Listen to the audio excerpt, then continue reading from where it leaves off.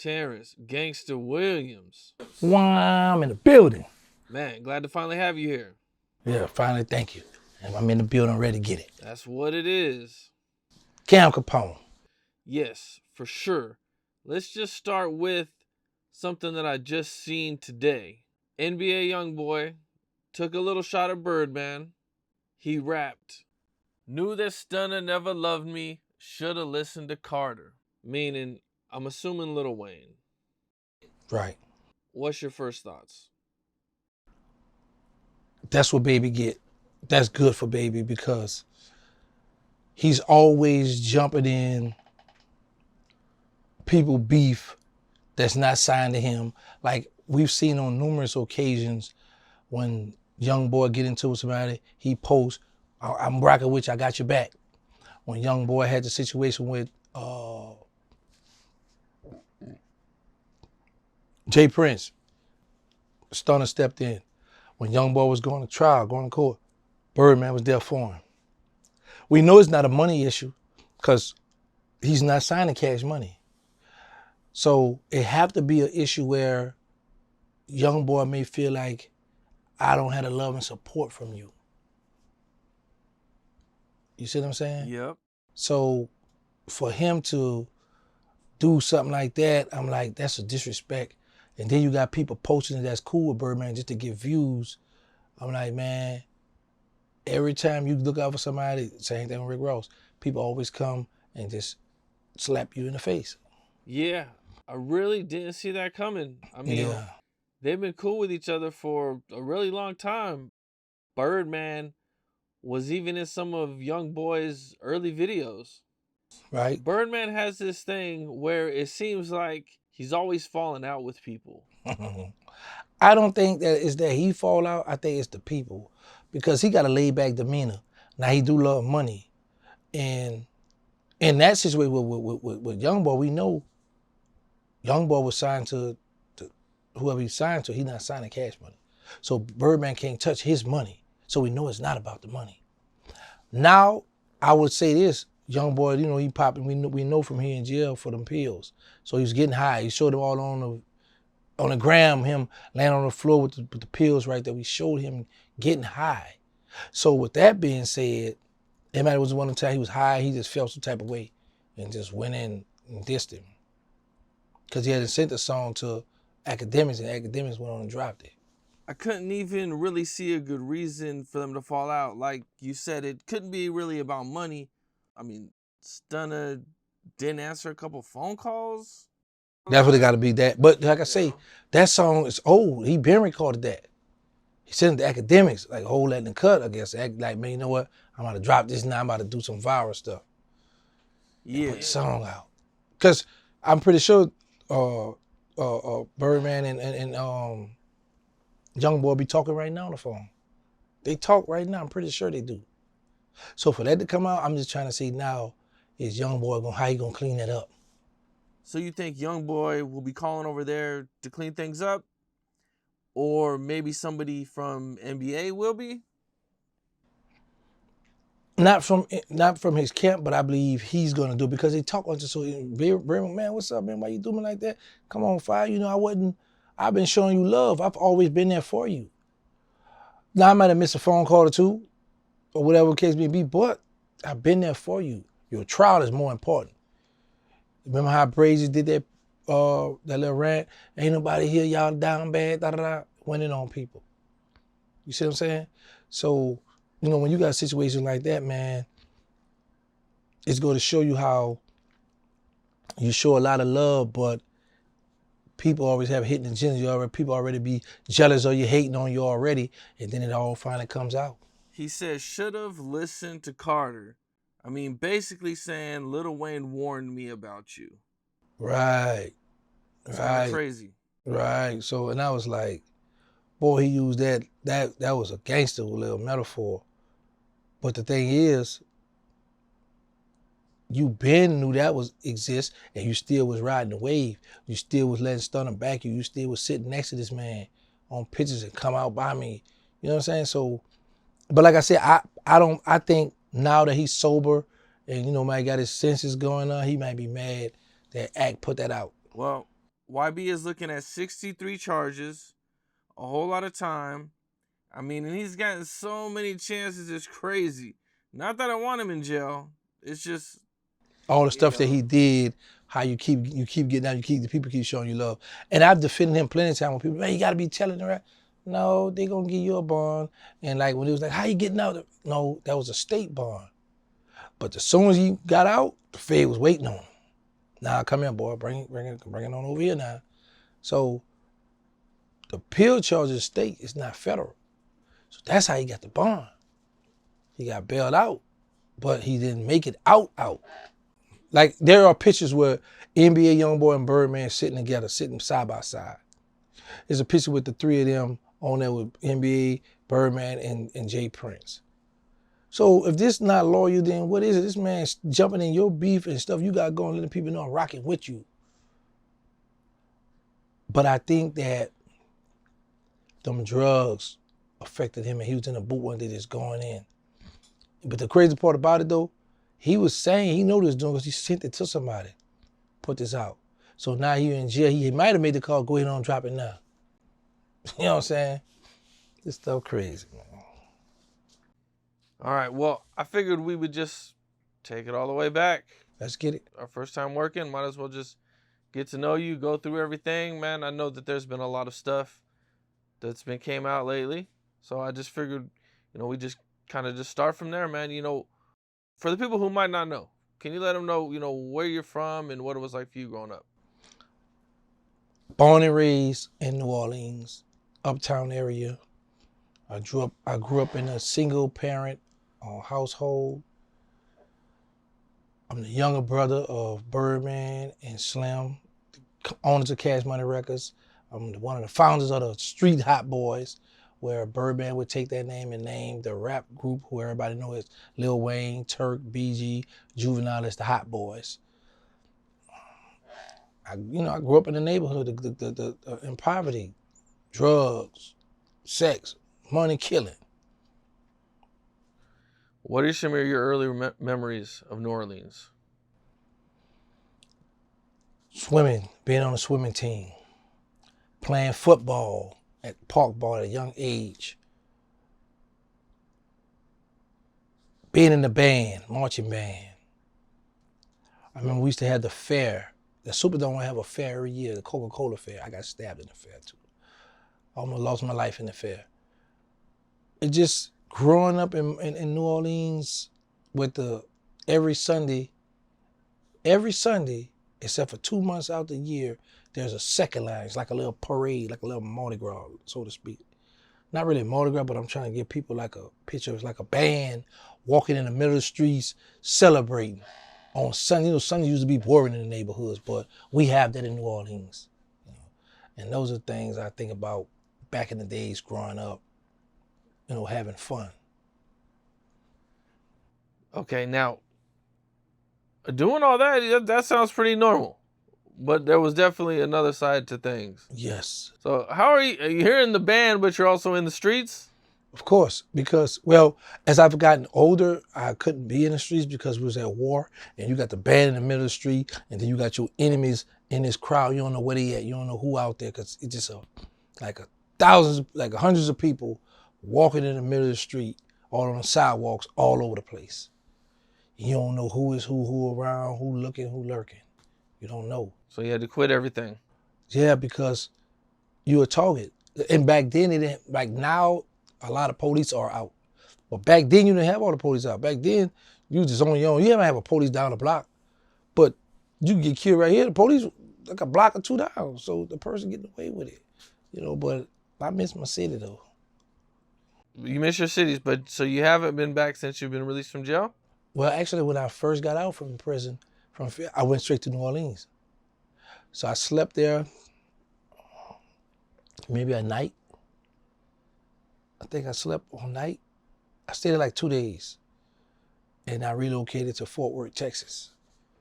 But when I first went home, Birdman was like, man, get from down there, man. Get from out there, out of the jungle, man. You don't want to be down there. You don't need to be down there. All right. Talking to my PO. He said, you got another address? I said, yeah. I talked to the female. She let me transfer out there. I was nervous at first because I was like, am I gonna be able to get on this airplane with this federal ID? Am I gonna be able to do that? And the lady say, come over here, baby, because I know a lot of people that get out of jail. We used to using, got the prison IDs and all that. So come on, I got you. And the lady helped me out. Was Birdman like he was just like looking out for you? Like, get out Yes. of there, man. It's like it's dangerous. That right. You've been gone too long, boy. Things done changed. Did you make it back to Magnolia when you There were was there? no more Magnolia. Was it because of Hurricane Katrina? No, they just tore all the projects. They demolished everything and rebuilt like little townhouses. Right. That happened because of Katrina, right? No, before Katrina, they had and ran everybody about the project and was coming with this new plan to build new stuff. So when I come home, I'm riding up Claiborne, and I was just so sick. I didn't want to go down the blocks to really look at it because I had got pictures when I was in prison, pictures and stuff. But just to see that stuff, like, man, it ain't the project. It's just... It's not the same. No, because it's like little townhouses now. They're pretty little, it's still low income, but it's beautiful little townhouses. Ain't no more hallway cuts, courtyards, no more of that. It's over with. Oh, man, but I'm happy too because I think if they still had that, I would be in the streets. I would be back in that Magnolia trying to think that I'm running stuff. So I'm happy that you would have went back if the projects were the same. You think you would have went back and you'd be there right now? Yeah, because I felt like that was a safe space for me. Because you got cuts and hallways and duck off, so I'd have been like, I'm back out here in this jungle. Yeah. Damn. I'm happy that they got rid of that project. Because when you used to doing stuff, running stuff, and now you going away for a while, but now you back, it's like, I'm back. I need to see what's up. This is where I come from. But I know it's a lot of cliques now. I know a lot of people choosing sides, but you in the jungle, so that's gonna go with the territory. And like I said, I'm just happy they didn't have it because I would have wanted to go back and see what was going on. All the projects in the area are different, right? Yes. The Calio and the Melf. Magnolia, Melf. The Magnolia, the Calio, the Melf, the Desire, Florida, St. Thomas, Lafitte, Iberville. The Fisher Project across the river. But I know the Calio, I know for sure the Magnolia. I don't know about the Melf, but I know they left one building up where you could still see it used to be the project. Left one building up. Just one. Yeah, just one where y'all could get a little. This was the Novia right here. Used to look like, but other than that, everything else, little town, little pretty little hood. Is the crime rate better? Is the crime still bad or? I honestly don't know, but the crime, of course, is not the same from the project. The project, it was the project. So people coming through there getting slumped and it was just straight wild shootouts and ghetto. Now with it just being long streets and, there's you can't hide out. They don't really they don't allow people who live there to have company. Yeah, they don't allow people to come there and just think they're gonna just hang out there. Yeah, they don't go for that. Damn. Growing up, how'd you eventually get into the streets? Through Birdman. I always looked up to him. He was getting money, pretty cars. So I've always wanted to be a gangster. And I always, when I was to see him coming through in the nice fancy cars, fresh clothes, I wanted that. And so when he called me that day and put me in that car and that lady put that gun in the back of my head, he was showing me like, hey, don't allow people to get in that back seat. You got to know who back there. You got to know if you trust these people. And like I tell people, growing up, I've always had people to show me how to be a gangster, not to stay away from crime. I always tell people, I always had people to teach me how to run to the crime, then to stay away from it. So that night, it changed my life because once I shot the man, the guy that night. Can you take me through what happened? I was 11 years old. He came pick me up. Somebody must owed him.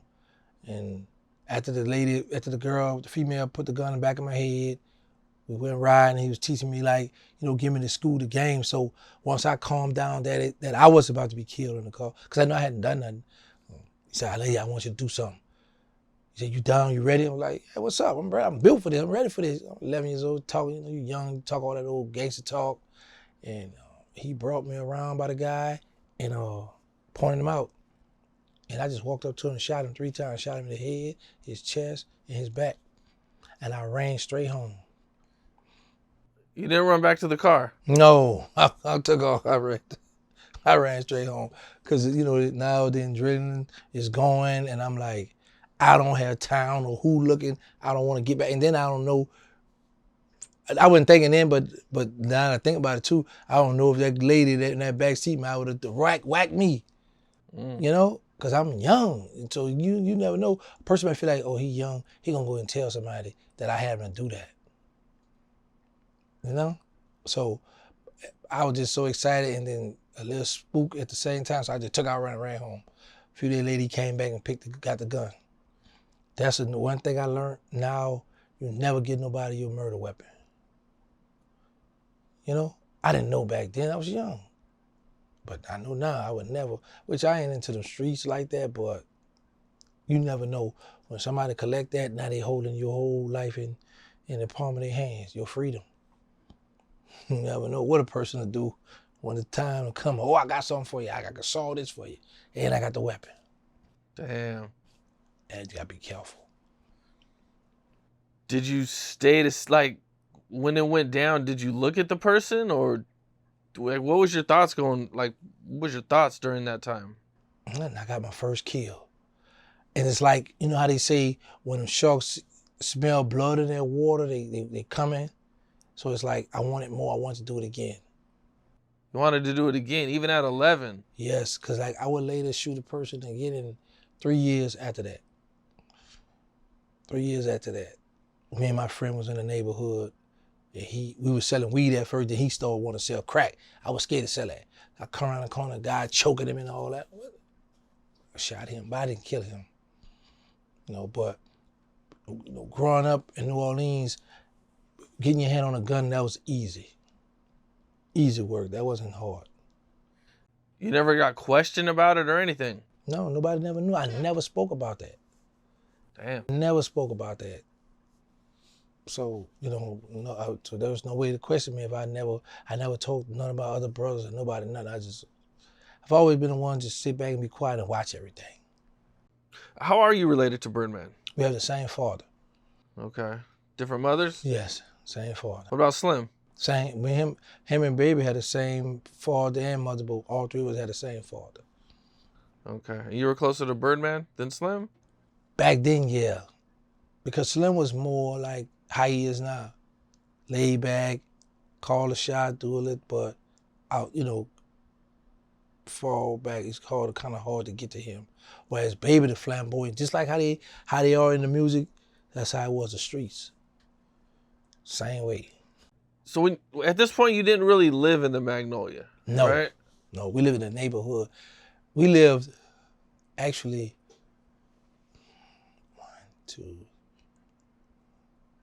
6 blocks from the Magnolia. But I used to still hang in the Magnolia when I was playing football with some guys that I knew. But we wasn't living. We didn't move into the Magnolia till 1991. That's when we moved to the Magnolia Project. And this is after you went to jail and you came home and your mom lived there. Right. I was in jail claiming the Magnolia Project. Yeah, because I had a homeboy. Because it was a thing that if you wasn't out the project, they looked at you like soft. But if you was out the project, they gave you respect. So I come up with the idea because I had a friend that used to call my brother. His auntie lived on Forest Street in the project, so I would claim that because one of my homeboys, they caught on to people claiming the Magnolia or claiming in the project, and he started like, "Oh, you out the project? What's your address?" I'm like, "Oh, I gotta get the address now. Or they with this bull crap now, So, that's what happened. I was claiming to know you, and so had my mother moved back there. And when I broke out of juvenile jail, I was living back there, and I was just so happy because I was like, I actually got an address now. I can say, yeah, I'm at the project. Yeah, man. So, and that's where I got my name, my reputation from in the Magnolia Project. Did you ever get any money or anything? I think you mentioned getting money for this stuff. Yeah, taking hits. Yeah. Of course. Yeah. I was just talking about that today. The most I received from taking a hit was $40,000. $20,000 up front and then $20,000 on the back end. But I've seen guys take hits for $2,500. Damn. Yeah, I've seen all kind of old crackhead game people play. It depends on who you are or how they view you, or if they may not have the money. But look, some dudes might just do it. Okay, I'm cool with you, but give me something, man. I'm gonna go handle it, but put something in my pocket. So, me coming up, sold drugs. I used to love to sell heroin. I tried to sell crack twice, that didn't work. So I was like, yeah, I ain't selling no more crack no more. That's over with. But selling heroin, that was money. But it was easy to take a hit or rob somebody. That what I used to prefer that.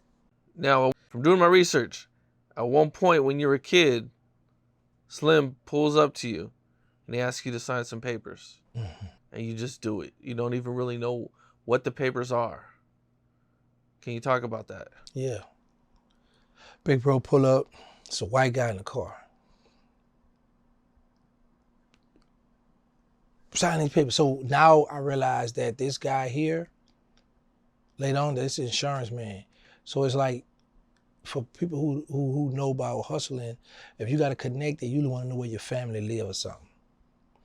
So now with this situation, I guess it was like, okay, we need some collateral. So if you mess up these drugs, there's insurance on him. I don't know who the beneficiary, what they saw that, the beneficiary, the person. Beneficiary? Yeah, the person who get the money once I don't know who's all over that, but I just know. And it's crazy because these days, your parent had to be present or something when you get insurance.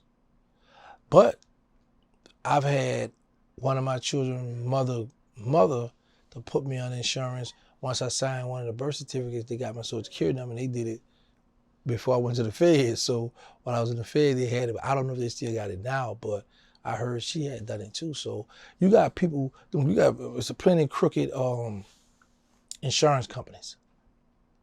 Plenty crooked insurance companies. Oh, do you mean that they weren't supposed to do it, but they did it anyway? Right. Yeah. That's kind of crazy looking back. That, you know what I'm saying, they definitely knew your life was in danger, so they wanted to make sure that they were covered. Yeah, we're gonna cover this here. One way or another, we're gonna get some money. Well, you made friends with a guy called Mosquito. Best friend. Your best friend? Yes. Okay. Talk to me about him a little bit. At one time I couldn't stand him.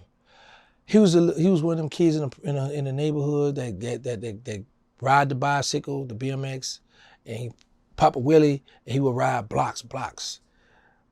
One day in school, his mother had bought him a gold teeth. Back then, when you had goals in your mouth, you looked at as a little young player. So we used to go to Popeyes and steal the ashtrays and cut out the little gold teeth to make gold in our mouth, and the girls would be excited. So I'm cutting class one day and I see him and he say something to me and I saw I said, whoa. I said, let me see. He was like, man, stop jocking, and kept walking. I said, what do you think he's talking to? But he kept going. So how him and I had wound up hanging, I had this girl in my class that I used to call my sister, named Chantel, that lived in the Magnolia. And those two, they started dating. So I just would go in the project to go hang out by her house sometime. He would go back there. So on the way out the project, you're gonna stop by my house first. And then his house was 4 blocks from my house. So we would both go in the project by her house and, leave out, we would go home together because we stay the same area. Like, he stayed right around the corner, got to turn the corner, go this corner and go to get to his house. But that's how we started hanging out. Then the girl he was dating, her sister had a boyfriend that lived on 2nd and Daniel, and he brought us around there. And our life changed after that because we started hustling, hanging out late at night, stealing cars. But his mother would be kind of strict on him, so sometimes he would go home. But he was the first one out of me and him selling the crack. And then he wound up shooting the guy about trying to rob him out his crack. So it was him and I first hanging together.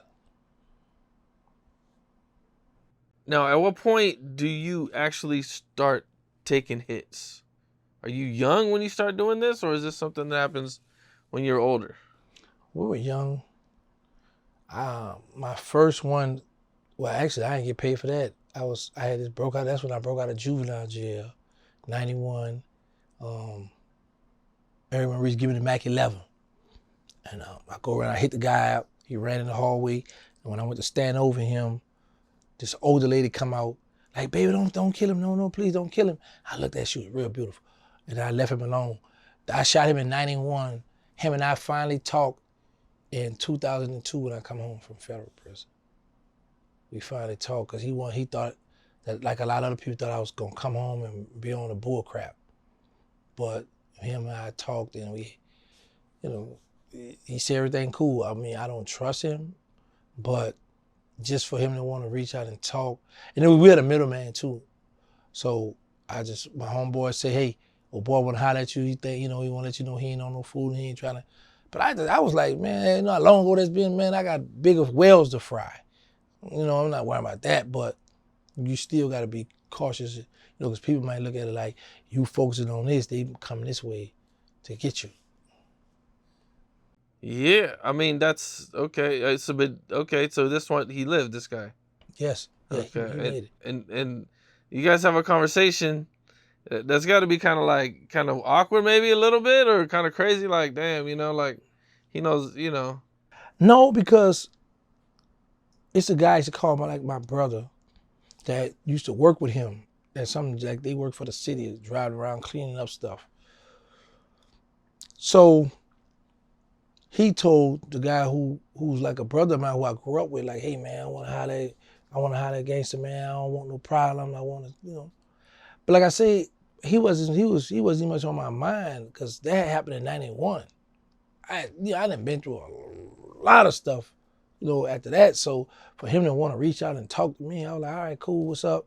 And I say this, bro, I don't have no problem with you. My bro said, this what it is. He put us together.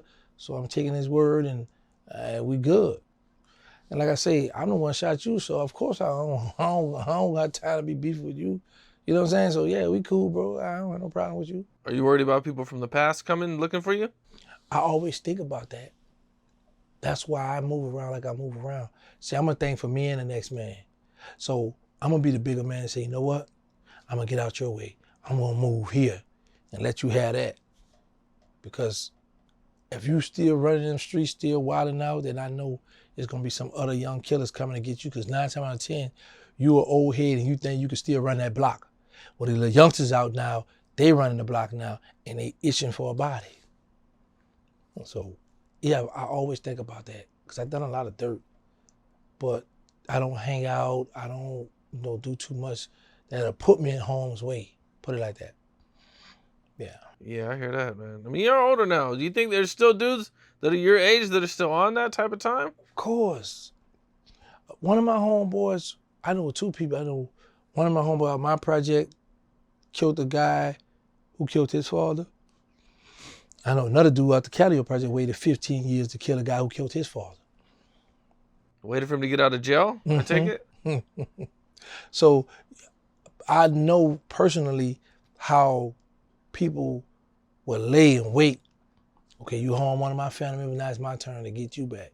And with me being on those social media, talking and running my mouth, talking about old stories, so the nephews, the uncles, people, cousins, oh, that's him, that's how he look. All right, uncle, I got you. I'm gonna put that switch on him.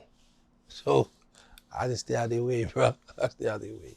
It'd be real dangerous for you in New Orleans right now. Yeah. Because you're famous. Yeah, I would have to tote or somebody with me, and that's a violation. So the best thing to do is to relocate. That's one of the best moves I could have ever made, relocating from New Orleans. I love my city. But moving away from there was a very good move. Definitely, man. Mm-hmm. You and Mosquito become really close. Mm-hmm. Now, at what point do you and him start going on hits together? The first shooting was in '88. But him and I we had done like 4 murders together in the late '80s, early '90s.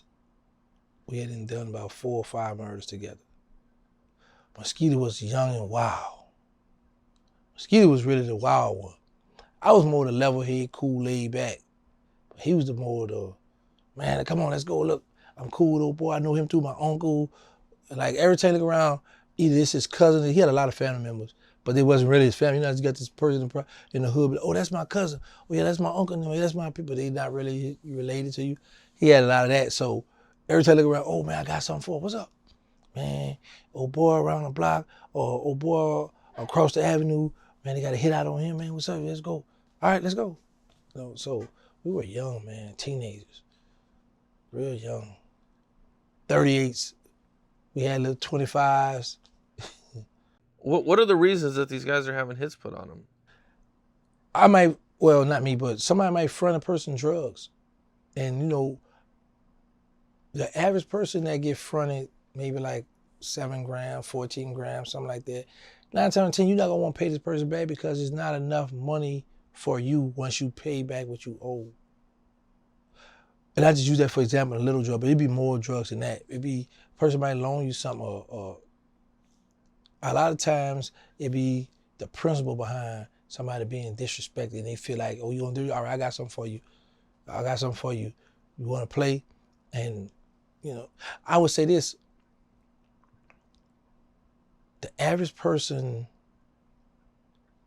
being fronted drugs, unless you're giving this person kilos, it's gonna always be a problem. Because the person looking at it like, man, if you give me an ounce and you say, hey, bring me 800 back, and if I rock it up, I gotta sell crack to make me some money. Other than that, man, I might make $200-300. I give you the I'm keeping this. Nah, it's a problem. You know, so a person, when you front a person small drugs, they got bills, they got stuff they're gonna pay for, they don't wanna pay it. They don't wanna give it back to you. So now you feel like, man, I got a reputation, because if I let him get away with not paying me, him, and maybe her too, gonna try to run off with my money. With my drugs, you know, whatever the case may be. So sometimes you gotta set example. You gotta start doing some groundwork. What do you think was like the smallest amount that somebody ever got killed for?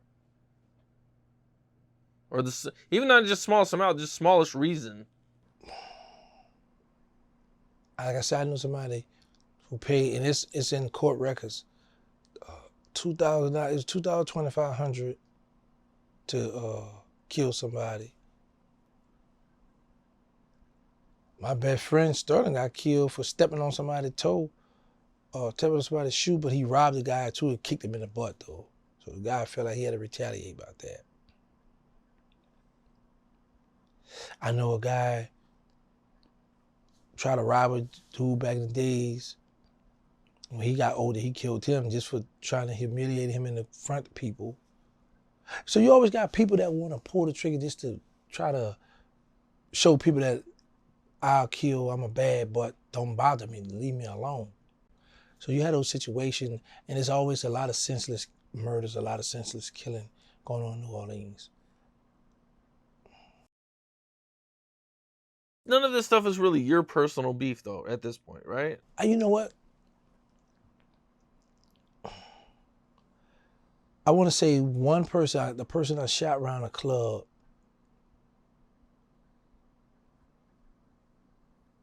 was my personal beef. Majority of the time, the beef that I had was either my project beef with somebody while I'm in jail, I come home, I inherit the beef. Or one of the hot boys, somebody beef with somebody, all right, let's go, I'm rocking, you know. So it's like because I've always been a likable guy. I've always been small, you know, I didn't never cause problems, never been with the bull crap, none of that. So with that being said, it was always one of my friends, somebody that I'm loyal to, that would have problems, and I just would jump in it. What happened at the personal beef that you touched on? My two homos, they in Angola right now. They doing life. They've been locked up 37 years for a homicide, a murder they didn't commit.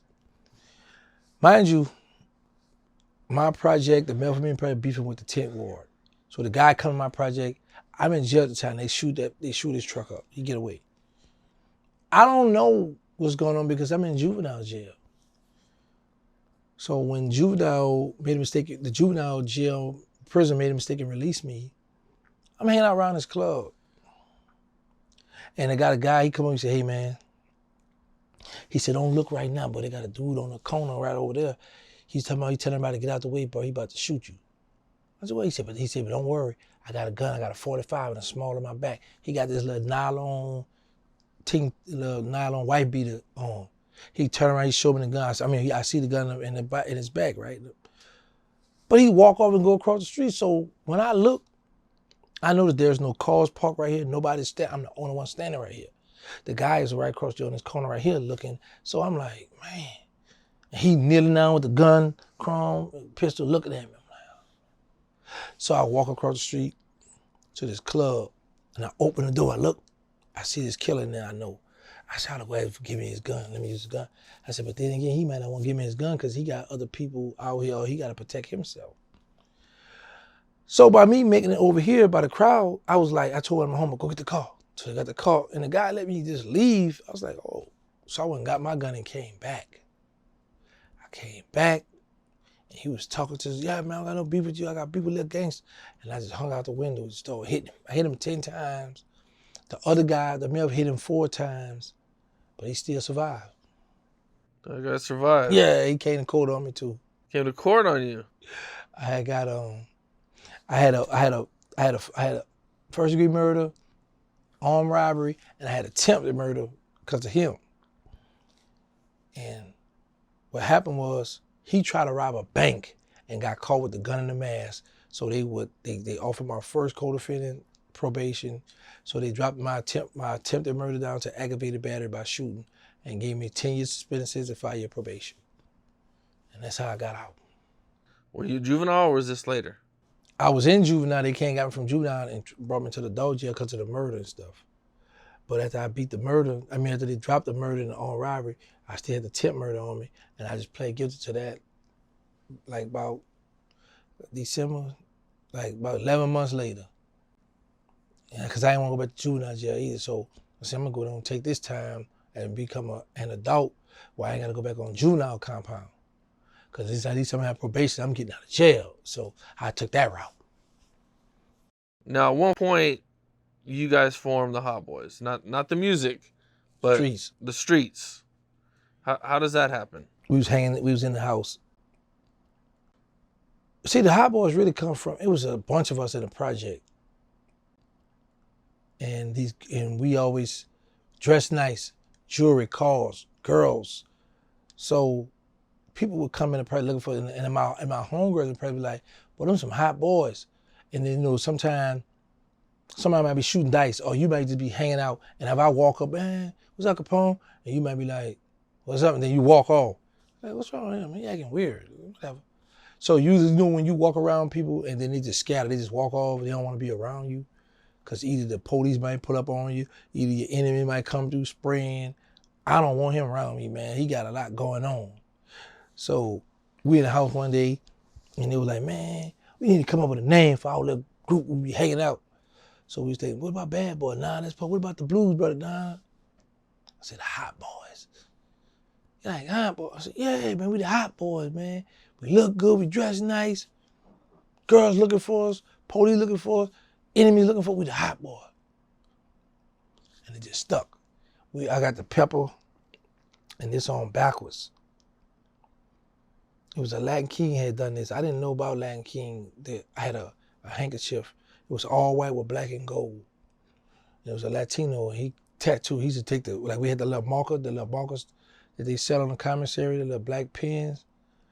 And he take the little stuff out of it. He melt the needle down over around it, and we should take the we'd take a brown paper bag, take the bugler paper, burn that, and then you scrape the smoke off that, put it with toothpaste to make ink and all that other stuff. And he would skin pop, pop, pop, pop. Do it. You know, I was the first one to get the pepper. Oh, okay. I was the first one to get this. And then everybody else just started getting it. That was like a Hot Boys symbol? Mm-hmm. Yeah. Okay. Yeah. Now, how many people were part of the Hot Boys? Oh, man. There was four of you main guys. It was 4 of us that wound up sticking together later on, but it was like Hank, my best friend Hank, Ugly, we used to call him Ugly, Skiboo, Dougaloo, Logger Black, Stone, Disco, Doing the Sterling Mosquito. We had Claudia B. It's Magnolia Slim, Chill Will, Double Cross. It was a bunch of us that just hung in this part of the project. And, you know, eventually people start going to jail, start hanging somewhere else, start branching off. But the 4 of us just started hanging together every day. Us 4 every day. That's why when Baby put the 4 of those guys together, and we going through now, saying them the Hot Boys. But they dress nice, look good, got girls, cars, clothes, the Hot Boys. And I feel like how he said with the bling bling, had I known better, I would have copyrighted that. You could have copywrote it, and definitely, yeah, you would have owned I it. don't got to copyright and sit back right now and just reap the rewards. But I didn't. So, water under the bridge. But the thing is, I always tell people, you can hide history, but you can't erase it. There it is. You can hide history, but you can't erase it, man. Did you know any of the rappers, like Juvenile, BG, Turk? Did you know them from the projects, or what point do you meet them, and when does rap become like a big thing, you know, with you guys? Me and Juvenile went to elementary school together. Turk out the project, him and Juvenile stayed on the old side of the project. Me and BG used to actually hang together. Baby Gangsta. So we actually ran and hang together, you know, doing dirt and crime. When BG supposed to be at the radio station with Birdman, well, he was Baby back then, with Baby and Slim and all them, me and BG off across the river trying to make a drug sale and getting in the shootouts. You know, so BG is named after you. So that's like your little homie. Right. Yeah. Yeah. Oh, okay. Now, okay, so you guys must have been really close. You're the one that kind of brought him into everything. Right. Man. Yeah. Like I say, when Baby and Slim into the music, when they off at the radio station doing interviews with their artists, waiting on BG to come, I need him to come ride with me to go make this drug sale and watch my back. And we shooting out, he's shooting at people for me. And yeah, so he was really in the streets as well. So, like I said, we hung together, me and Juvenile, elementary school together. I had met Wayne in the studio. You met Wayne in the studio, okay. Yeah, writing around. He had a little afro. He sitting here, Turk sitting next to him, and BG and Juvie over there, and be writing their rhymes. And I was like, let me hear that. He's rapping. I'm like, boy, how you learn how to do that? I'm just talented. I'm just gifted. I'm like, all right. Yeah. What do you think, you know, you're in BG's wild story you could tell me about BG, with BG? I had stole some coke from one of my big homeboys, and I try to be slick and sell it across the river. On the other side, like we have like the Mississippi River, and there's a bridge. So it's called a West Bank. We go over that side. So I got family live over there. So I didn't want to sell a coke on this side because my homeboy had a lot of respect and a lot of people know him and know his color of coke he had, cocaine. So I tell BG, hey, come ride with me across the river. He hold me down. So I go over there, and where I went at, my homeboy was connected with them and to sell him drugs, and he told him to be on the lookout. And one of them called him while I'm in the house trying to make the deal. When I come out the house, BG standing out waiting on me outside. And he saw the little dude creeping, and I'm coming out, I don't know what's going on, and BG just up that mag and just started cutting, whoa, party time. You know what I'm saying? But we got up out of there, but yeah, he helped me. He saved my life. Damn. Mm-hmm. Okay. Now, what about Juvenile and Turk? Juvenile always was cool and rap in the hood, had a good job, worked. He out the project, but he just was one of them good ones. Turk was young, going to school when I was out. Who was like known for being like the rapper? Like who was most popular rapper in the hood at the time? Was it Soulja Slim or Magnolia Slim? Both, yep, Magnolia Slim and Juvenile. And Juvenile. Because Juvenile from off the old side, Slim off the new side, and they both was known for music, yeah. What'd you think about rap at this time? Like you're in the street, you're probably like way more popular than they are. So you're probably like, I don't care about being no rapper. Like, well, I didn't. Here's the thing. Like when the feds was had my phone tapped, Birdman would call me. Hey man, it's going to man. I'm in the hood. I'm married to the hood. I don't want to go no tour. Hang up. But then one time I was like, all right, man, I'll let my PO. If my PO say I can go, I'm gonna go. But for the most part, I just like the music. But I like that shoot 'em up, bang bang, Magnolia Slim, rapping, music. Then BG come along with that Chopper City, that uptown thing, cutting up about the music. Like, oh, okay, cool, let's get it. So music always been my thing. I always like music, but there's certain music I like. Certain people I would listen to, certain people I almost want to hear that bull. Don't even put it in my car. I don't want to hear it. you mentioned meeting Lil Wayne in the studio. Mm-hmm. What's your initial reactions? Just talented? Yeah, because here you got a little youngster. I don't know, Wayne, man, it was 12, 13. And he writing stuff you like, boy, like I remember when Slim sent me that song, The Whole Block Catch a Fire. And when I said he gonna be the next one to blow up on Cash Money. I had called that back in 1997. It was 97 or the beginning, something like that. Yeah, I think it was 97. Or the beginning of 98. When Slim sent me that song, I think it was in 98. January, February. Somewhere in there, but I had called Good Money that Wayne was gonna be the next big thing on Cash Money way back then. Cause he was just, man, that little young boy could write and you just be like, I understand you grew up in the hood, I understand you know gangsters and killers, but just to be able to put it on pen and pad, how you doing it was amazing. Now, Wayne was probably quite a bit younger than you. Way younger than me, yeah. Yeah, he was like, younger than everybody. How old is Wayne now? Like about 43, 42, 43? Let's find out. Oh, I think he's still in his third. Oh, he's 41. Yeah, so Wayne way. Yeah, so you 41. I was like 8 years older than Wayne. So you never really got a chance to hang out with him at that point or anything? No. Like we did when we used to do drug deals, like when they be in a hotel, when we on the bus, we always be sharing rooms, be in a room. Wayne would be right there, be in the mix of everything. But like just straight like hanging out, he was too young. What was he like back then? Was he quiet? Was he talking a lot, getting into shit? He was smart and observative. He would watch stuff.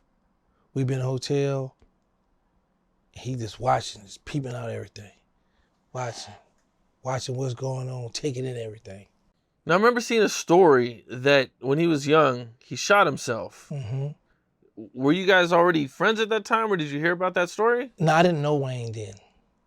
I didn't know who he was, what was going on with that situation back then. Like I said, I met Wayne in the studio once. You know, he got up and a little older. Like he was a baby, young when he shot himself. But I met him, like I said, maybe he had to be about 12, 13 when I met Wayne. Was Wayne in the streets at all?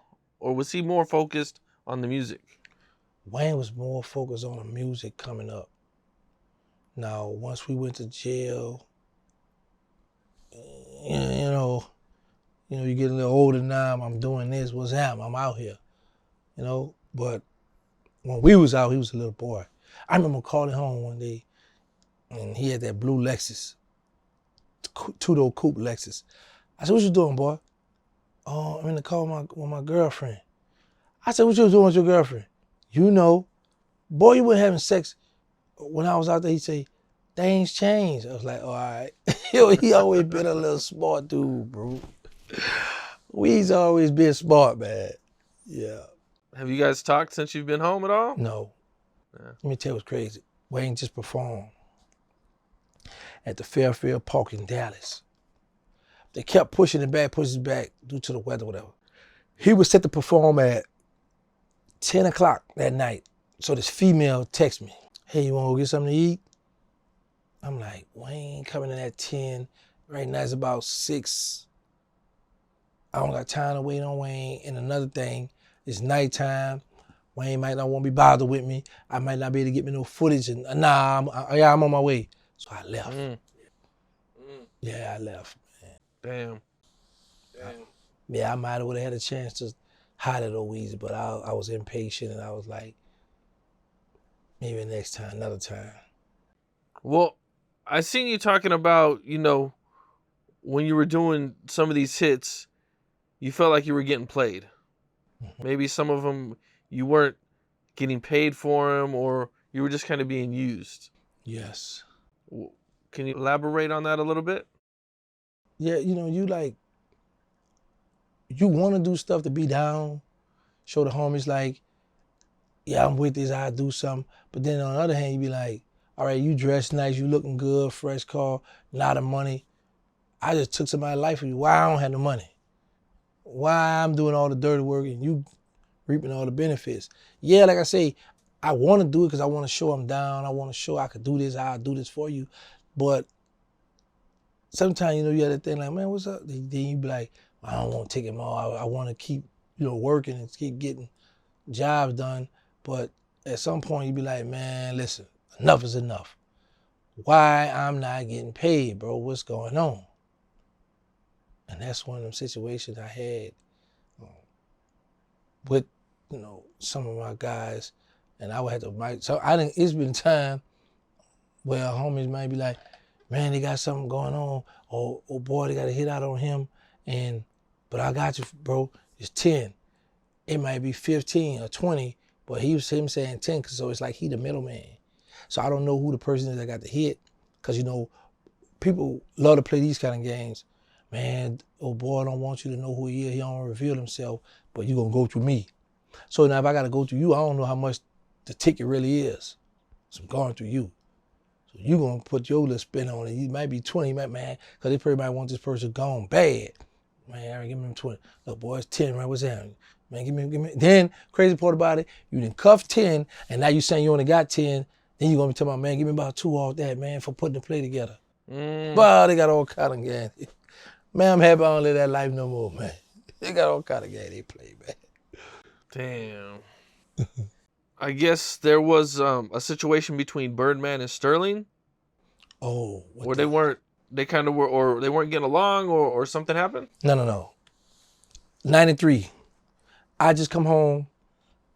Remember I told you I had the attempt murder, but I pled guilty to the attempt murder?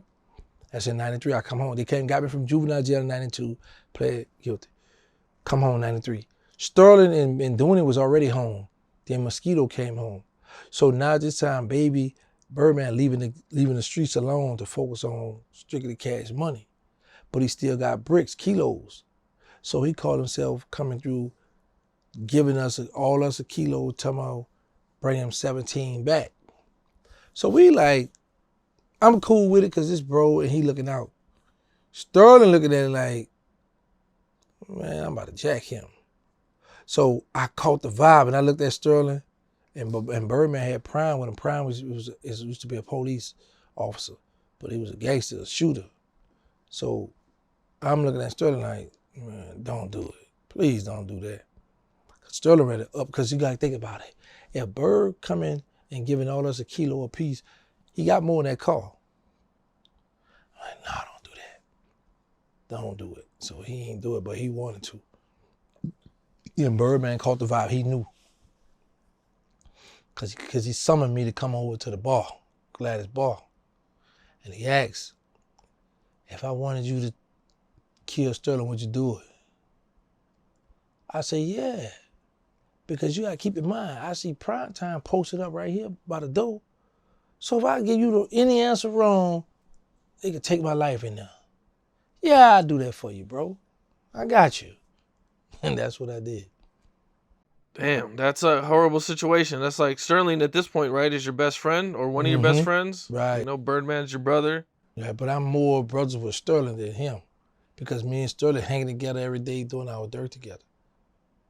So this more my brother for real than him. But Sterling's putting you in a bad position though too. Yeah. Like he's like talking about, yeah, I'm sure he knows that's your brother, right? Yeah, like, but he looking at it like, I'm looking at it like, first of all, you fronting to my brain something. We all just got out of jail, and you talking about, I'm gonna front y'all something. Man, knock it off. Man, and you talking about, man, give us that stuff, man. And I understand some people like, man, that's a lot of money. But bro, you changing your life. You trying to get into the legal aspect. So leave that stuff alone. You already got plenty of money. You already been a millionaire. Now you talking about bring me some money back? Nah, man, we ain't bringing no money back. We're gonna keep this here. What you gonna do? We the hitman. We all four of us killers. So what you gonna do? Send a hit? All right, cool. Did you guys bring the money back? No, No. we can't. But he wound up finessing me one time. We told, come take a ride with me, and as a dude was selling the car, and he hit me with the, man, you got some money on you? Man, let me get that real quick. Let me get this car. I got you. But I already owe you anyway. But you didn't finesse me out there. But nobody else ain't paying. He got me though. But they ain't paying though. He wound up working me, but he ain't getting nothing from them. Nah, they ain't paying. You guys are all on the streets. You guys are all doing your thing. And now, I guess at one point you guys have like a round table meeting about the rules and regulations and everything that you're supposed to abide by in the streets. Can you talk to me about that? When we come up with the rules, I made the rule looking at Birdman. Like one of the rules that I said was never talk to law enforcement. If law enforcement pull you over or you go to jail, you never talk to them people. Tell the people you want a lawyer, no talking. Because I always thought Birdman was gonna be the weak link. And the rules, some of the rules that we made and that I made, I broke the rules. So I always thought he was gonna be the one, and all the while it was me. So it's like, it's go back to how I always tell people, when you point that finger at somebody be like, man, got three more pointing back at you. So I learned the lesson, like, man, whenever you got intentions thinking that this person gonna be the one, you gotta be careful, you might be the one. When you made these rules, did you ever imagine that it would be dead people that you would be telling on? No, cause man, my whole life, I couldn't stand a rat or a snitch. So that was never, cause like I told, I was a juvenile. They got me from juvenile jail, doing time in juvenile prison, brought me down to homicide, and the man sat down at that old typewriter, and he just knew I was about to give a statement. So he said, let me call your mother for you, because I'm a juvenile. Call my mom, and mama, I'm here. She said, tell him you don't want to talk, you want a lawyer. I said, I don't want to talk, I want a lawyer. All right, you got the phone. All right, thank you. You first degree murder, armed robbery. I was like, oh man. So, back to how young Jesus say, since I was a juvenile, I stuck to the G code. So that's all I knew. But it wasn't until I got older and I started sitting in that cell realizing, boy, you're gonna die in prison. Because every time you file something denying you, it's gotta be another strategic way you can get out of here. And the feds, not the state, now the feds got a rule, it's called Rule 35. Somebody like me, you could be doing time right now in jail. Somebody on the streets could go and buy drugs for somebody, go report a crime, do something with the agents, and give one of us the credit. And we could just be sitting in jail doing our time, and they'll get with the prosecutor, and they'll cut your time, and you won't much know it. You just be chilling, and you ain't had nothing to do with it. Damn. That's the fair law. It's called Rule 35. And then you got some people who know what's going on and be like, yo, man, get me a lick right quick, hit somebody for me right quick, man, I get this life off, I get this time. All right, boy, I got you. They go sign up with the agents, go make buys and go do stuff, and they get a guy in jail the credit.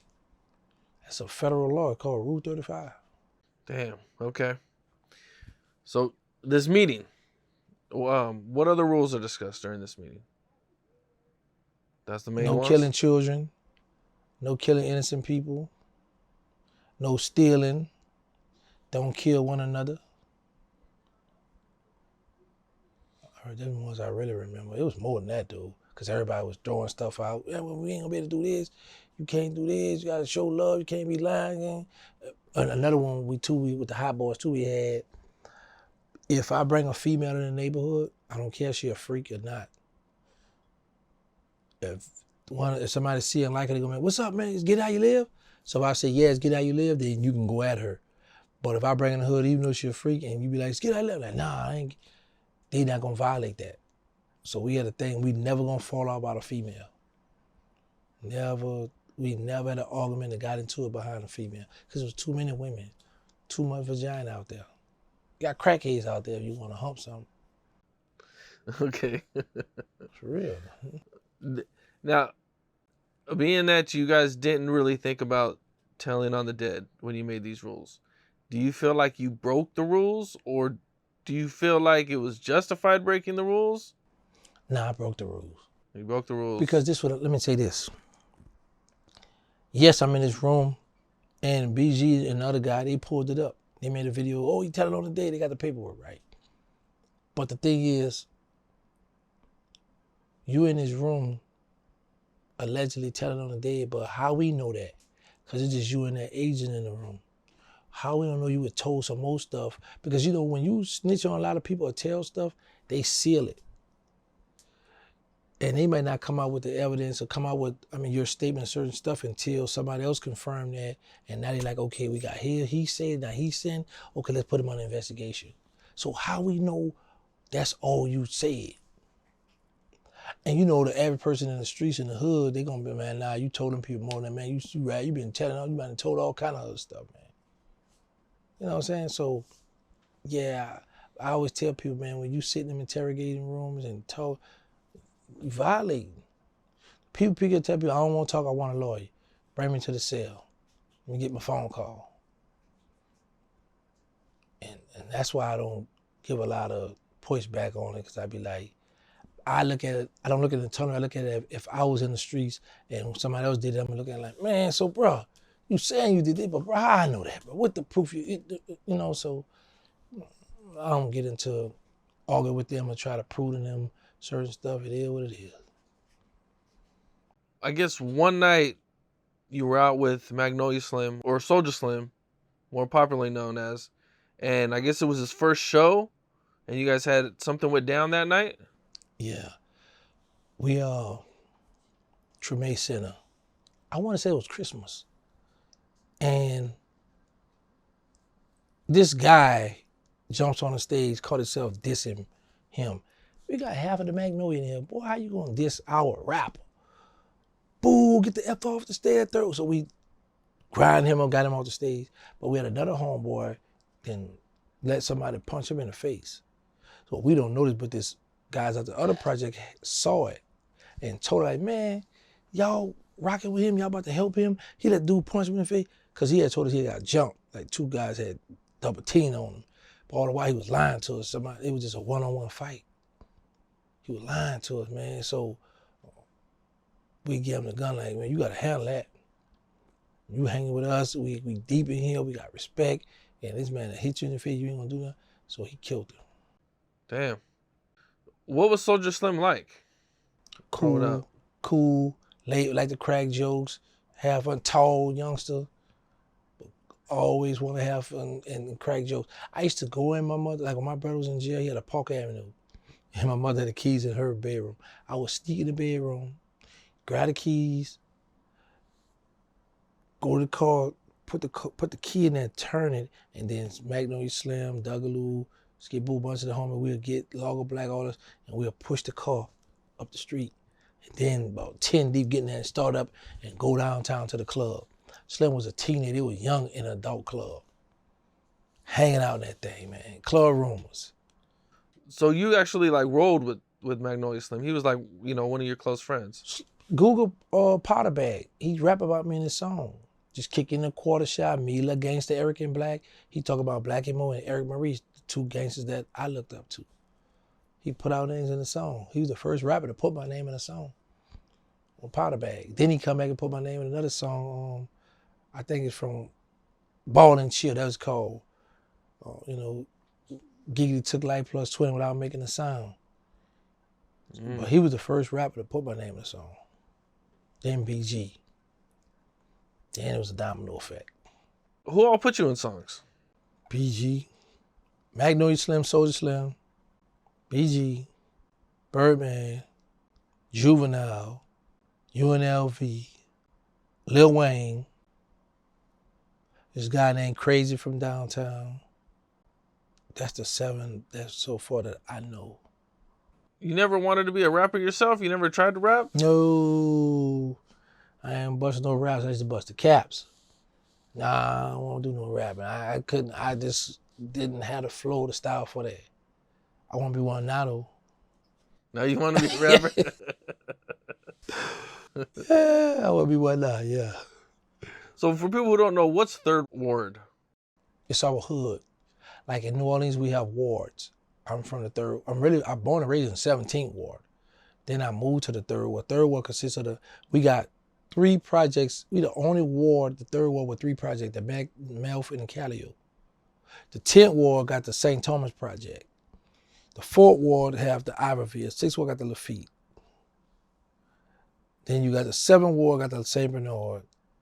The 15th ward across the river, they got the Fisher. Then when you go downtown, in the 9th ward, you got the Desire and the Florida project. Where we had those, the projects we had. So each ward, the 9th ward had 2 projects. But other than that, everybody else had 1 project, and we was the only one that had 3 projects. What were things like before the wars started breaking out? Because I believe that the Melf is the first war that you guys kind of got into it with. Yeah, because me and the Magnolia and Caddy, we were together. We used to trade beef. We used to hang together. But it's always been war because we had homeboys that were older than us that was at war shooting out in the project. Because when me and my co-defendant, who's in Angola now for a murder he didn't commit, when we went and robbed some guys, it was a big shootout in my project. The guys that out my project, the older guys were beefing with these guys at the Callio project. The guys at the Callio project had a bulletproof truck with homicide spray painted on it. So it's always been war. It's just we wasn't really into that. We was robbing people, or we just take the little rocks, smash and grab the purses out the car. We did stuff like that. But you hung out in the Callio projects at one point, right? Yes. I used to live in the Callio project at one point. So it couldn't have been that bad? Yeah, because they killed Mosquito, my best friend back there. Okay. But later down. That was later down the line, though. Okay. Right. Yeah, but at first it was one of my sons is from the Callio project. Oh. I didn't have females in just about every project. Yeah. Okay. A war breaks out when a guy from Magnolia robbed a guy from the Melf? What happened was the guy from the Melf was in school, very smart, and he had a crew. But he had a female that was pregnant by him in the Magnolia project. So he was slick. So instead of bringing his kilos home and putting them in the Melphamine project, no, because we hang back here, I'm going to hide them back here in the Magnolia project. He hides the kilos in the Magnolia project, but you know how females have girl talk. So one of the females running her mouth, yeah, such he be bringing dope over here. He got dope in his girl house. What? Yeah, they breaking the house. My homeboys breaking the house, stealing kilos. So he sent his little hit crew back there. They shooting up project. Then we round the club one night. Well, actually, I was in jail for the night they had the gang fight.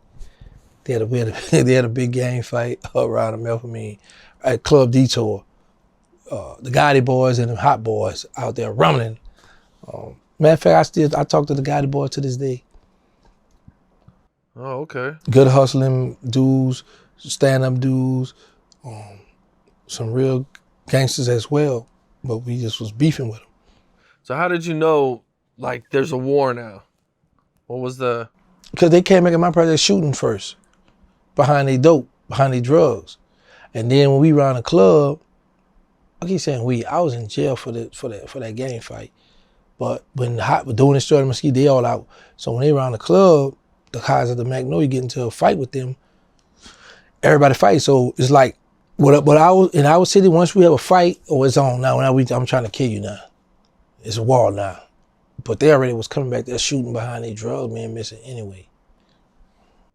Well, I guess from the paperwork, there was 11 murders from June to November in 94 at the Melf Projects. Man, 94 was a kind of bad year for me too, but yes, that was wild. It was hits. It's cutthroat. Like, you got guys that are living this project, and that's always tell people this. Just because me and you from the same neighborhood, that don't mean I like you. So if the right price come out, because you got people that grew up in the same neighborhood, but me and this table here might be getting money together, but you my homeboy, you our homeboy, because we grew up, but we getting the money, we putting together, we grind, we getting money, you just around there. This is our Cam, our homeboy. So now whenever somebody come and pull up, Cam, what's up? Now you know they got 10 on Gangsta head and 10 on that table. But word, look, man, I'm gonna tell y'all where they at, man, but don't say my name, don't put me in it. All right. I done seen where this happened across the river. A blood brother got the same mother. He was getting high though. They told him, "We gonna kill your mother, you better open that door." Because they went to go kill his brother though. He opened that door, he left that door open, they went in there and killed his brother. This happened in real life. Right in front of his mom. Yeah. And that was his brother. Yeah, his blood brother. Damn. I know one dude, and the guy was just talking about the other day, last month, he was young, he was a teenager. This around the time I broke out of juvenile jail, but he was getting money. And the guy went in his house and killed everybody in the house. Behind drugs, because they ain't find no drugs. He just went on and killed everybody anyway. Damn. Mm-hmm. Well, during this war in 94 with the Melf, did you guys lose anybody? Did any of your friends die? We ain't started losing people till the Callio War. 96 war, 96, 97. That's when we started losing people. But we always was up. And that's why I tell people there ain't no fun when, how they say ain't no fun when the rabbit got the gun? Because we was up at one time. And then all of a sudden, you know, I started taking L's at the L's. whoa, you know. So that's why I tell them youngsters, man, you got to be ready for this type of stuff.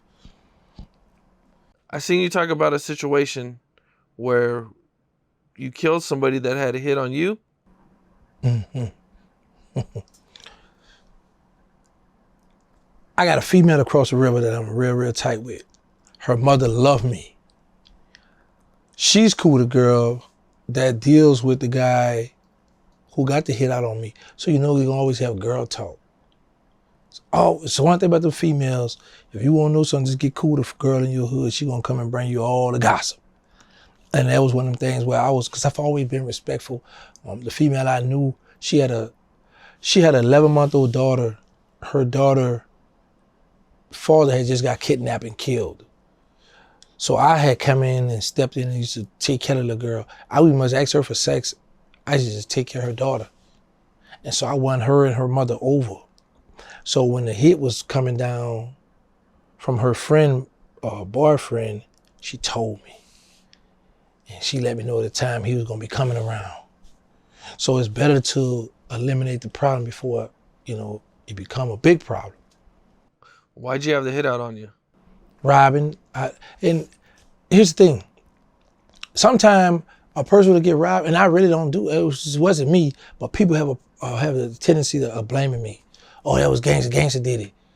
Man, I ain't had nothing to do with that. And sometimes people are like, well, that's his MO. Yeah, he did it then. Kill him.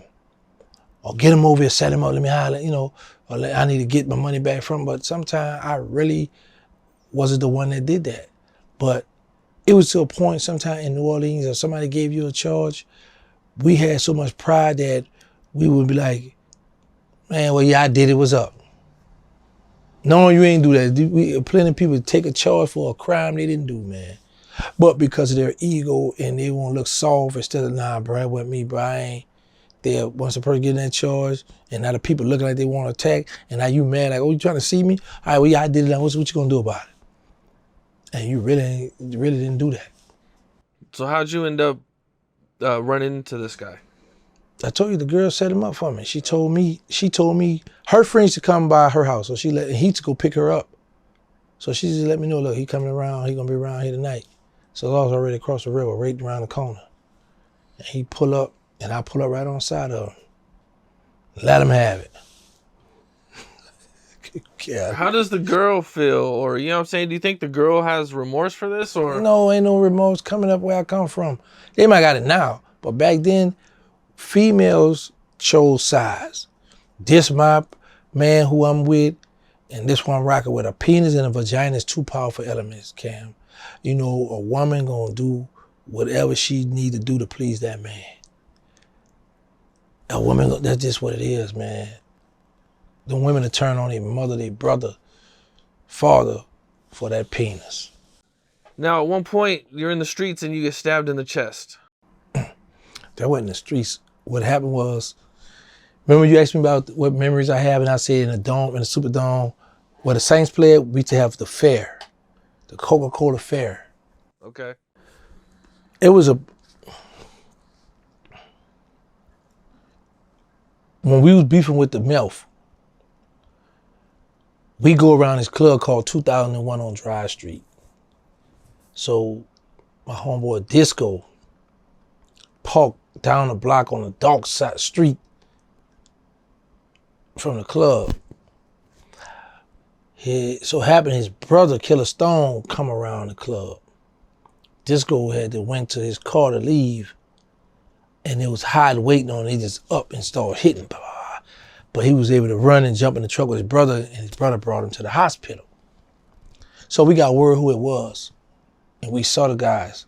The crazy part about it is, one of the guys the guy that stabbed me in my chest and almost killed me in that fair, is a guy I helped fight in jail. So it's one of them things where you like, man, this is my boy, we cool because I helped him fight in jail. But I learned the hard way that, no, that's in jail, but we on the street now. This is my real homeboys who I come up with. So we see them. They had their back turned to us, and they were talking to some guys that they had robbed or something. They had the chain on. They were trying to get the chains back. I said, oh, look. So we walk up. It was me, Mosquito, OG Booby Black. We walk up to I stole off on one of them. He took out running. And the other one, the one who I helped fight in jail, man, him wound up fighting. He got his head down, so I'm not paying attention. And he hit me right here. Ooh. Yeah, with a steak knife. When I realized, I said, whoa. So I tried to take out running. He hit me back here in the back of my neck. So as I'm heading towards the door, the guy I had stole off on, he got a knife. He's like, come on. Like, oh, I had to turn and go the other way. Then when I come around, I never had a yellow, like a yellow Tommy Hilfiger shirt with the green plaited collar, with the plaited green shorts, the yellow side with the green bellies. I pulled my shirt up and it was making this noise, the wound. So I see all these girls, they look, girl. So I fell down because I didn't want to leave the attention. And they called it, that's the worst thing I did. I could have did too, call the ambulance. I had to pay for that ambulance. That thing was like $13. That thing was expensive back then. So they put me in the ambulance, shot me to the hospital. My lungs collapsed. Put 30-something staples down my stomach, staples on here. This is in June of 1994. That's why when Magnolia Slim, Soul Slim say, if you was off the porch and you live past 94, you're a gangster. 1994, January 1994, I went to jail for intimidating a witness. February of 94, I got locked up for homicide, for murder.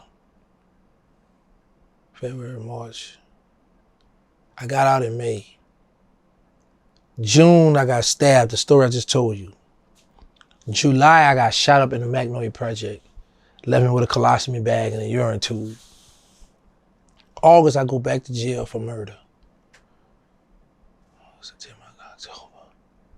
I got out January for probation bond because I didn't beat the murder on it. While I'm across the river trying to get a gun from my cousin, he give me a chrome 45. The police pull us over.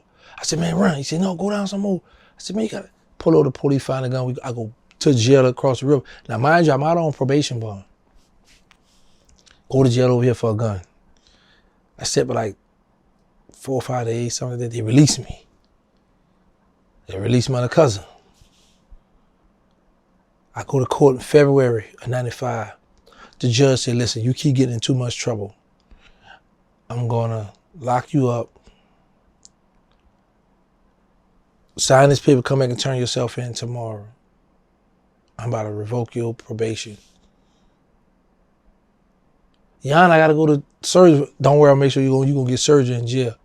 Yes, sir. I went and signed that paper, went to the Magnolia Project, packed all my clothes, shot downtown by this girl that I was messing around with. It was her, 2 of her sisters, and her cousin that lived in the house. I was living in the house with 4 females. I'd be in this bedroom having sex with her, thinking about her sister, because her sister had a better body than her. So I got my eyes closed like I'm humping a big sister, but I was humping her. Yeah, and they finally caught me March of 95. But by me going to jail so much off that charge, that 1992 charge that I pled guilty in 93 for, by me going back and forth for murder and stuff, when they finally, I had a 10-year suspension and 5-year probation. The judge gave me the 5-year probation, time credit served. I wound up only having to do a year and 1 month. Yeah. No, not at all. So I thought I was going to do 5 years flag. I thought I was going to get the 10-year suspended sentence versus the 5-year probation. But he gave me the 5-year probation and he gave me time credit served. Back then we used to do 50% of our time. So by me going back and forth to jail for the murders, I got all that credit. And man, I come home in 96 of April. Okay, can you take me through the night you got shot? We was in 17 Ward. Yeah, just for the rain. I had a beeper. I had a beeper. Mosquito had a beeper. So we used to play, let's see who beeper go off the most, meaning like how many girls or whoever gonna call out, run out beeper. So and we had the pay phones back then. So mosquitoes would keep a pocket full of change, right? My beeper go off. Woo. I said, give me a quarter. Give me a quarter. Yeah, talk. Woo. Man, give me another quarter. Man, give me another quarter. The 4th time, give me, man, I got even money, man, I got no more quarters. So I'm a little mad, but this is his money, right?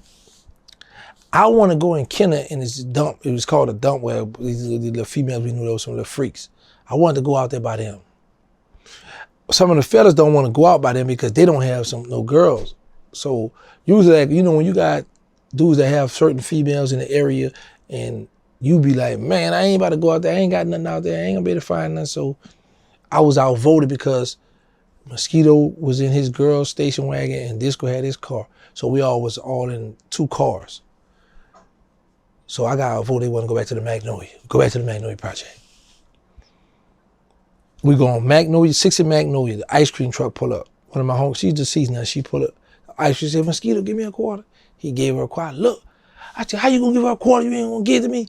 And he just gave me like 3 of them already, right? So we fussing. And I say, well, guess what? It's my money. I do. I say, but she not gonna go to war with you when them boys come again. I'm the one gotta go to war with you. So you should have gave me that quarter. I'm mad, right? So at this point now I'm kneeling down and this thick, pretty female walk past me and she walk out in the street and she's facing me. And she said, look, man, what is this girl talking? I'm already mad with Mosquito about this quarter. And now you bringing your big, pretty, fine self in my face. Like, who you? She was like, you don't remember me? I was like, no. She said, you remember at the club at the Detour when you walked up to Caller and you told Caller in her ear, and I did this too. I walked up to a female that I knew. I said, hey, they were sitting side by side, but I knew her, but I didn't know her, but I liked this one, right? I said, hey, tell her I want to F her. And I just stood up and watched. So she was like, she was shocked because I didn't ask her what's her name, her phone. I just said, tell her I want to F her. I want to have sex with her. But I didn't have sex with her that night, but she just was shocked that I would be bold to do that. So her daughter, godmother, lived right around the corner from my mother. I never forget this. So I'm mad. Stone had some weed. So they go in the courtyard and they smoking weed. I don't want to be around that. So I go home. My big brother said, hey, I just bought some more. I had a Mac 11. I had a 36 round clip. My brother said, I just bought you some more bullets, got for the gun. All right, I make sure I got bullets in both clips and all that stuff. And it's boring. It's a Sunday. It just finished raining. You know, it looked a little muggy.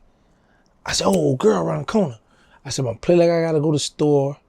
Cause she lived right around here, this Willow, and they stay right around here. And there's a store across the street. So I walk this way and I figure like I'm about to go across the street by the store and I look. I said, oh, what's up? And we're talking to her, we started talking. I said, where you from? She said, I'm at the tent wall.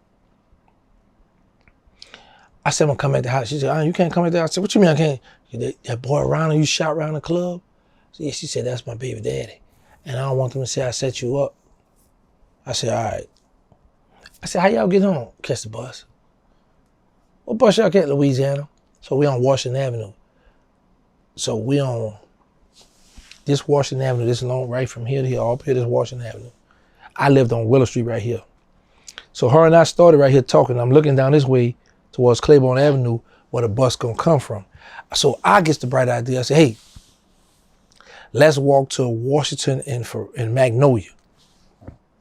So we walk 2 blocks from my house. And I left my gun in the house. So I say, man, bus deal ticket. I said, come on, let's walk to Forestry. So now we walk 1, 2, 3, 4 blocks. Now we're on the old side of the project. I live on the new side of the project, and my gun is 4 blocks away. I'm with her. Her daughter, her little cousin, her niece, whatever. So she says, well, since we might well go to LaSalle and catch either or, because there's 2 buses, a Ferret bus and a Claiborne and a Louisiana bus. All right, come on. So now I didn't walk 5 blocks across the street from the Magnolia Project. Now I'm outside the project, waiting by this restaurant, waiting for whatever bus to come. By the time the bus finally came, it was nighttime, it's dark. She get on the bus, now I'm heading back. So as I'm walking, it's a guy in front of me. And he walked past this cut. And he do like this, like somebody scared him in his cut. He run out out in the street. I'm thinking he old crackhead, spooky, like he tripping. I laugh. Because when I get to this courtyard, I look, it's just like this is facing this way. I look, there's nobody in the courtyard. It's nighttime, it's dark. Nobody's in the courtyard. So as I'm looking down the block, I'm like a block away from Magnolia Street. I see my brother at the red light. And I'm like trying to flag him that way, but I don't really want him because I started jogging. I was like, man, go ahead. So as I'm walking, I passed this cut. It's like a little narrow little walkway. I passed that up. And now I'm like, it got trees all right. It's dark right up in this area I'm walking. All of a sudden I hear somebody saying, gangsta, gangsta. So instead of me, the guy across the street by the store. So instead of me looking by him, I look behind me and it's a big guy with a mask and a hat, a hanky and a hat on, coming with a big 40 chasing me. I look, trying to run. He like, I like about right here. He about right where you at. He started gunning. He hit me in my side, my back. It came out my side. So I run in the streets, run across the street, shot all the barroom thing out, and then he hit me in my left top butt, and it came across and came on my right thigh, and I fell, hit the ground. And I laid and I thought about it, I said, I gotta get up, because he gonna try to dog me on this ground. So I turned over, looked up at him, and he shot again and fire in my face. I jump up, now we looking at each other just like this here. The fire hit your face, what do you mean, he missed? Yeah, he missed. He was that close to you? I'm laying on the ground, he's standing right there, he shot again. I guess he was more nervous because in his mind, he know I'm hit, but I'm still doing too much. I'm moving, and he, and where we come from, like when we hit a man, he get down, or it's time to dog him down here. But I wouldn't lay down. I was like, no, because I know our rules. When you get him on that ground, close his coffin. You want that little kindergarten picture with the 2 teeth missing on the coffin. So I jump up and we faced each other. So he took out running. And I ran in the alley. I go in his back. And there was this light-skinned guy by the door. I said, hey, man, let me in this house. I just got shot up. He said, I ain't crazy. You come back here to kill me. He ran out the alley. I was like, what the world? So I went to this other man, and that's when Mosquito, and my homeboy Big G, they came back there in the back, calling for me. They got me out the house. I hugged, put my arms around both of them, and then when they put me in the truck with Killer Stone, he shot me to the hospital. Next day, I wake up in the bed. I got what the world is this on me?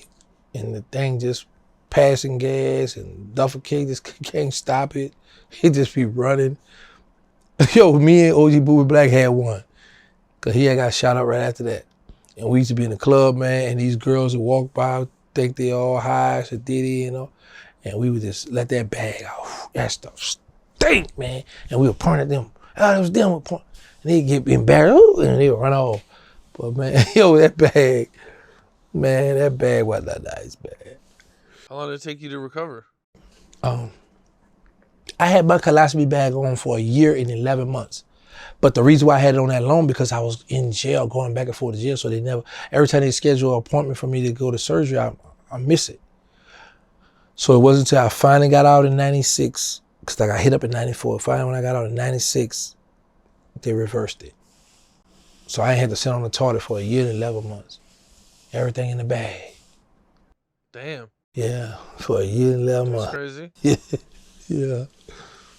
Mm-hmm. Well, now at one point, the Magnolia and Calio projects start to go to war. Mm-hmm. What was the cause of that, and what was that like? The cause is they thought me, Mosquito, and Sterling robbed somebody in their project, and Mosquito we was at Sterling funeral. The police say, y'all step inside, it's a possibility it's gonna be a drive-by. The people took that as drive-by. Everybody started running in the funeral home. Knocked the man grandma over, knocking stuff over. So I just leaned over in the coffin. My brother and all them up the guns and was trying to see where the threat was coming. While I'm in the coffin right here, I'm laying in the coffin, and they right here with their backs to me, trying to see what's going on. Mosquito get the bright idea, run out the funeral home and run around to the front. If it's a drive-by, he want to get into a gun battle. And he run right into the police with the gun. Go to jail for the gun. So there's no way Mosquito could have pulled his act on your people. But they was like one of the ones, if you do something to them, they gonna kill somebody. So he back there in their project hiding from the police and on the run, because he can't go by his mother or nobody, his girl, nobody, because the police, they been sick release because he had just got 7 years for that gun for running to the police from Sterling Funeral. And they killed him, man. They hit him like 20-some times back there.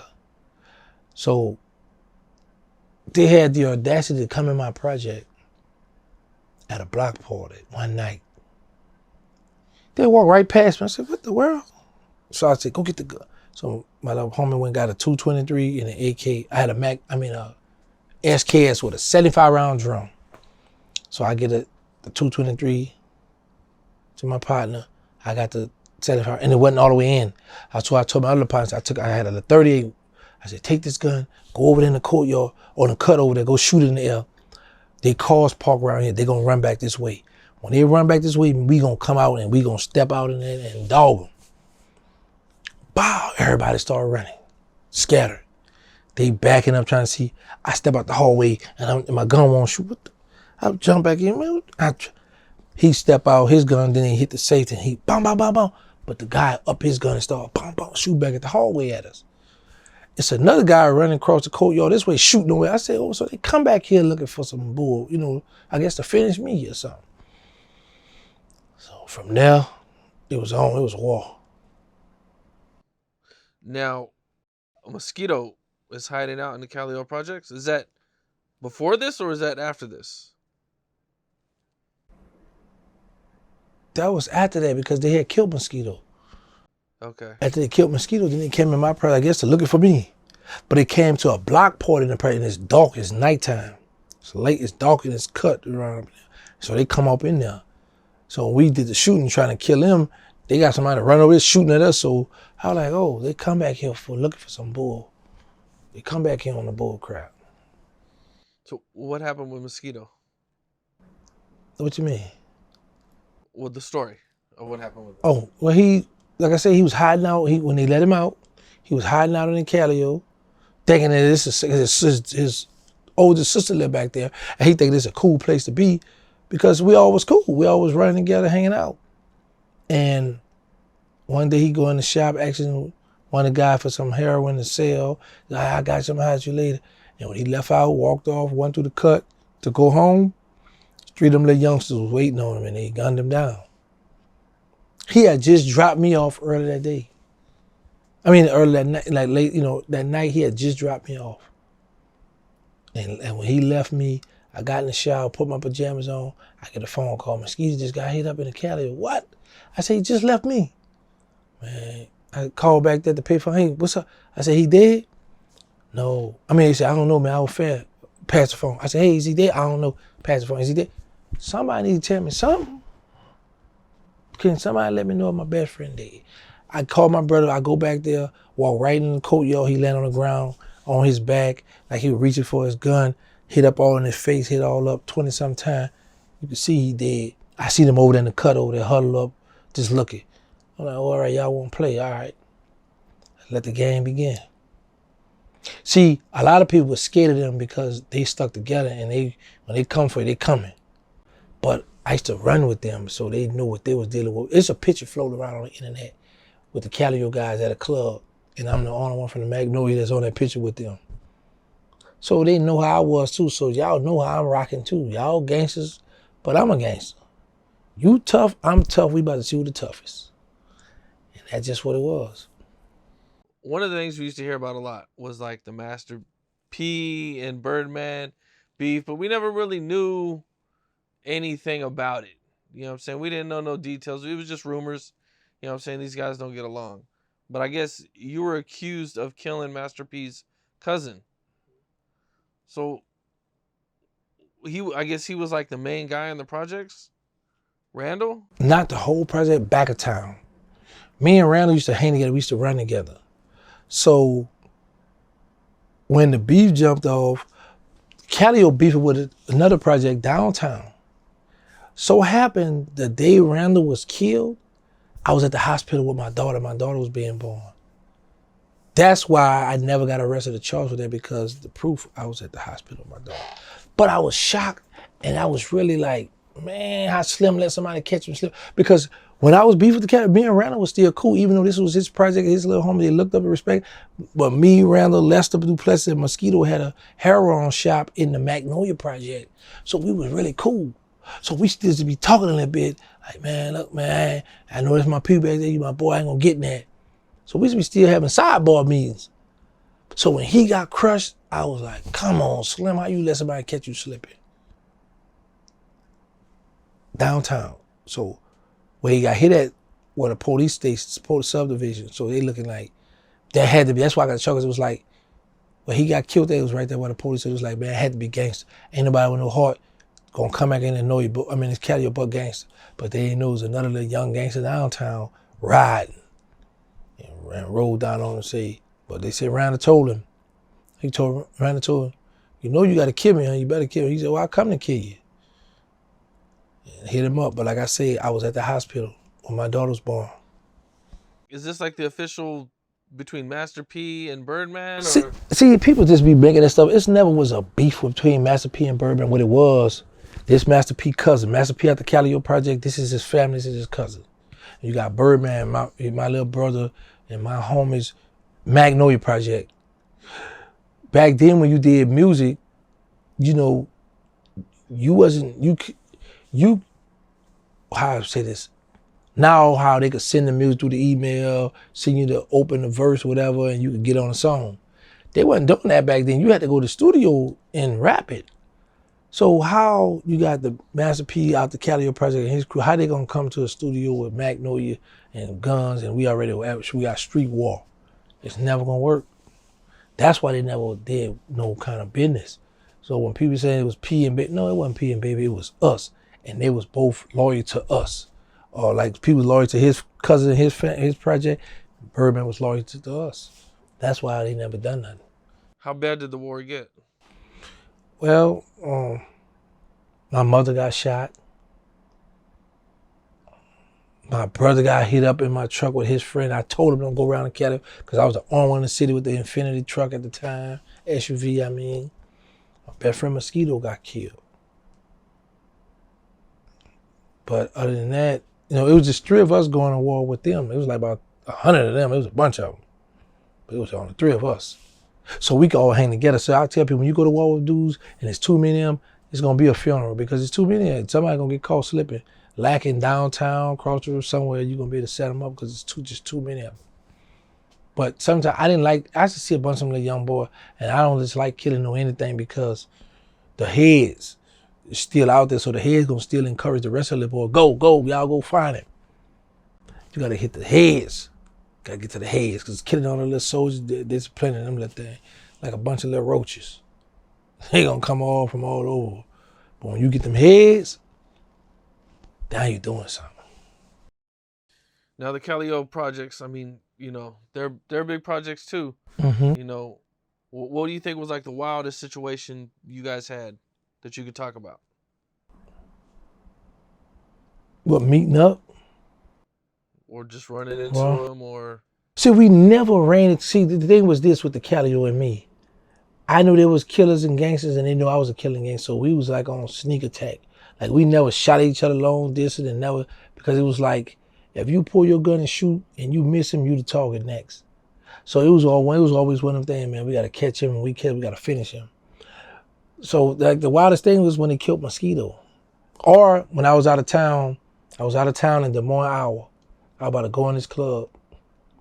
Man, it was a bunch of people at the club was jumping. I had stood out in this parking lot. The club was like a little shopping center area. I stood out, finally got in. By the time I made it in this part, there's a door here, then there's a payphone right here in this waiting area. There's another door where the club going. By the time I made it right there, I had to stand in all the long line, my beeper go off. 911. Well, yeah. I call, what's going on? Your mama called, you got shot up. What? Step out, go out the club, call my mother. I hear her walking fast. I said, Mom, where your car at? Oh, it's out there front of the door. I said, no, it's not, the neighbor. They said it's not out there. Oh, schedule guy, that's my little brother. I said, Mama, he don't have the car because you don't let him ride because he don't like to put gas in it. I said, I heard the car got shot. Boy, I'm all right, stay where you at. What? I said, man, I'm gonna kill up everything. I'm gonna kill grandma, I'm gonna kill everybody. So, but when by me getting on the Greyhound bus,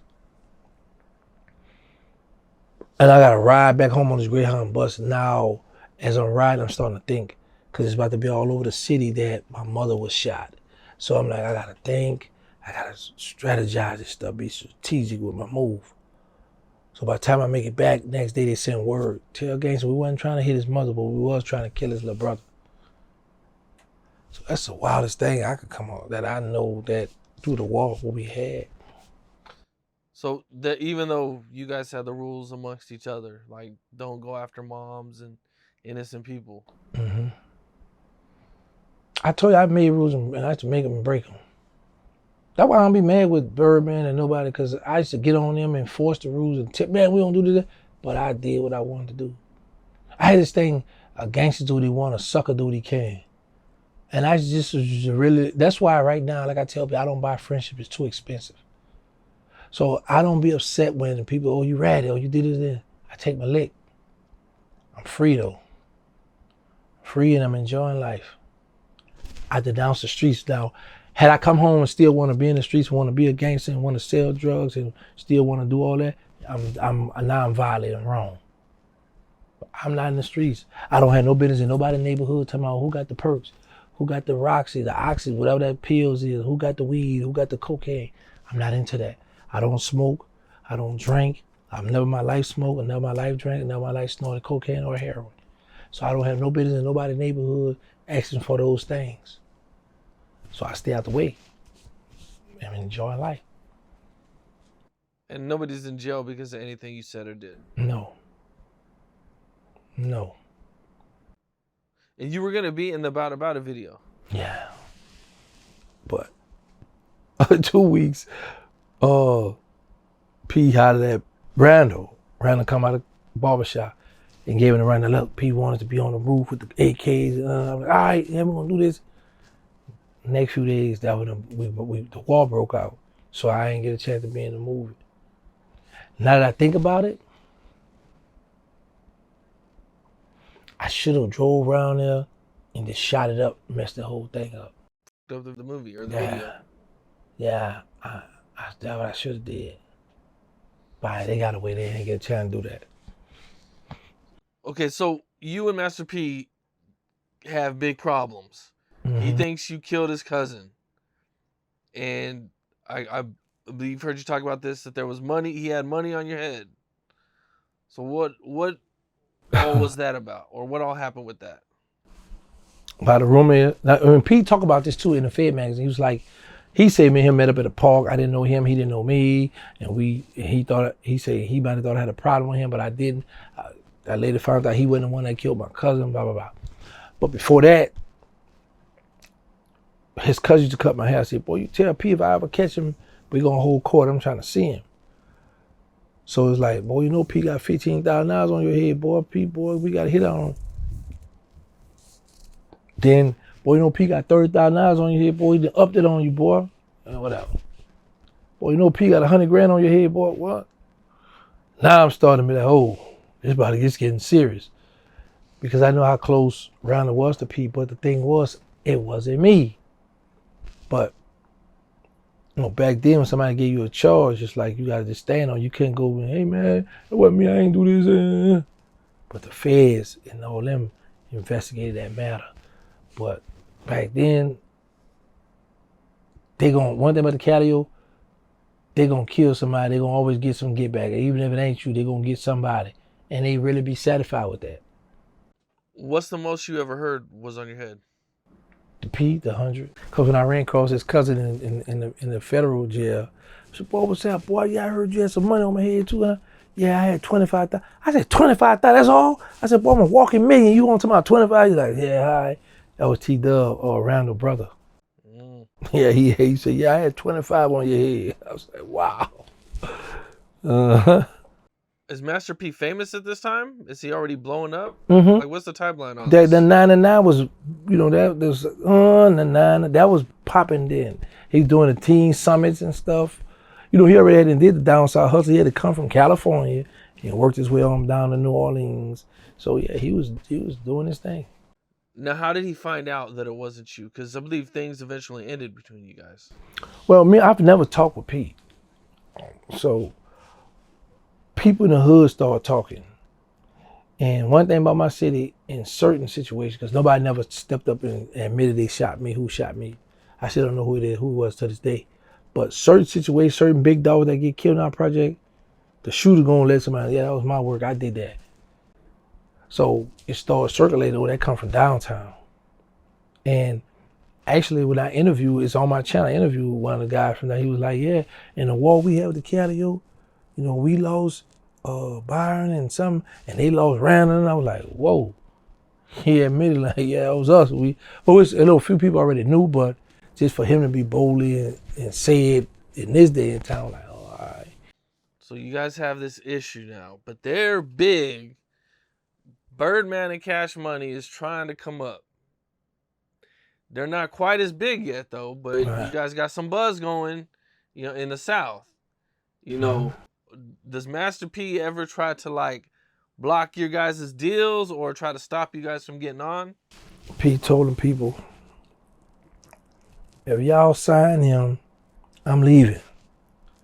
That's another thing that we always held against P, that we ain't never like that.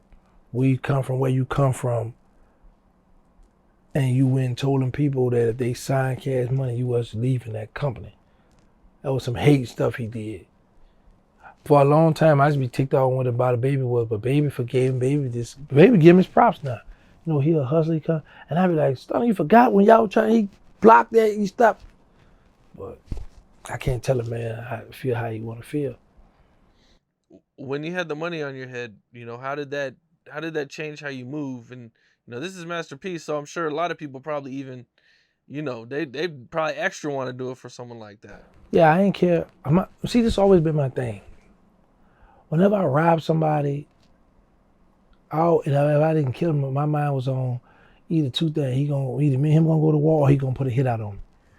So, and I was young and wild, so I didn't care. I wept because I'm already at war, and by me knowing if it's hits out on me, I'm gonna be more on point.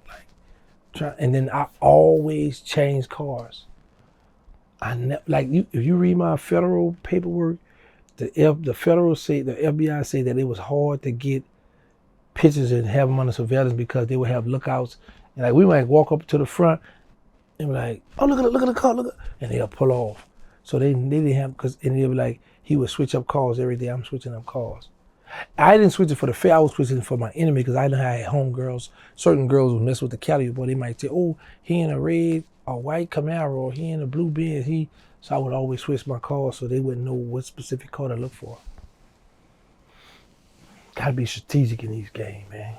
So you're just being extra careful. Yes, because I know they wanted me too bad. Now, Juvenile and BG dropped an album in 96 and 97. Mm-hmm. They were hot, but, it wasn't until 98 when Juvenile drops 400 Degrees everything changed when that happened. Were you out when that happened? No. I got locked up March 6th, 1998. They got the deal March 30th, 98. Damn. Yeah. So you didn't even get it. Okay. But you did go on tour with them.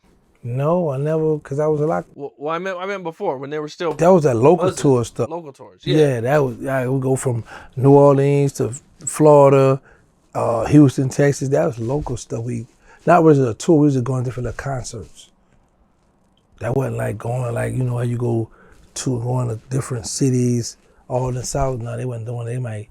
Oh, we got something going on in Florida. We got something in Shreveport. All right, I'm gonna ride with y'all. And I got my guns. And we could get on a little regular bus they had that they'll get. And we'll head out. Yellow Boy.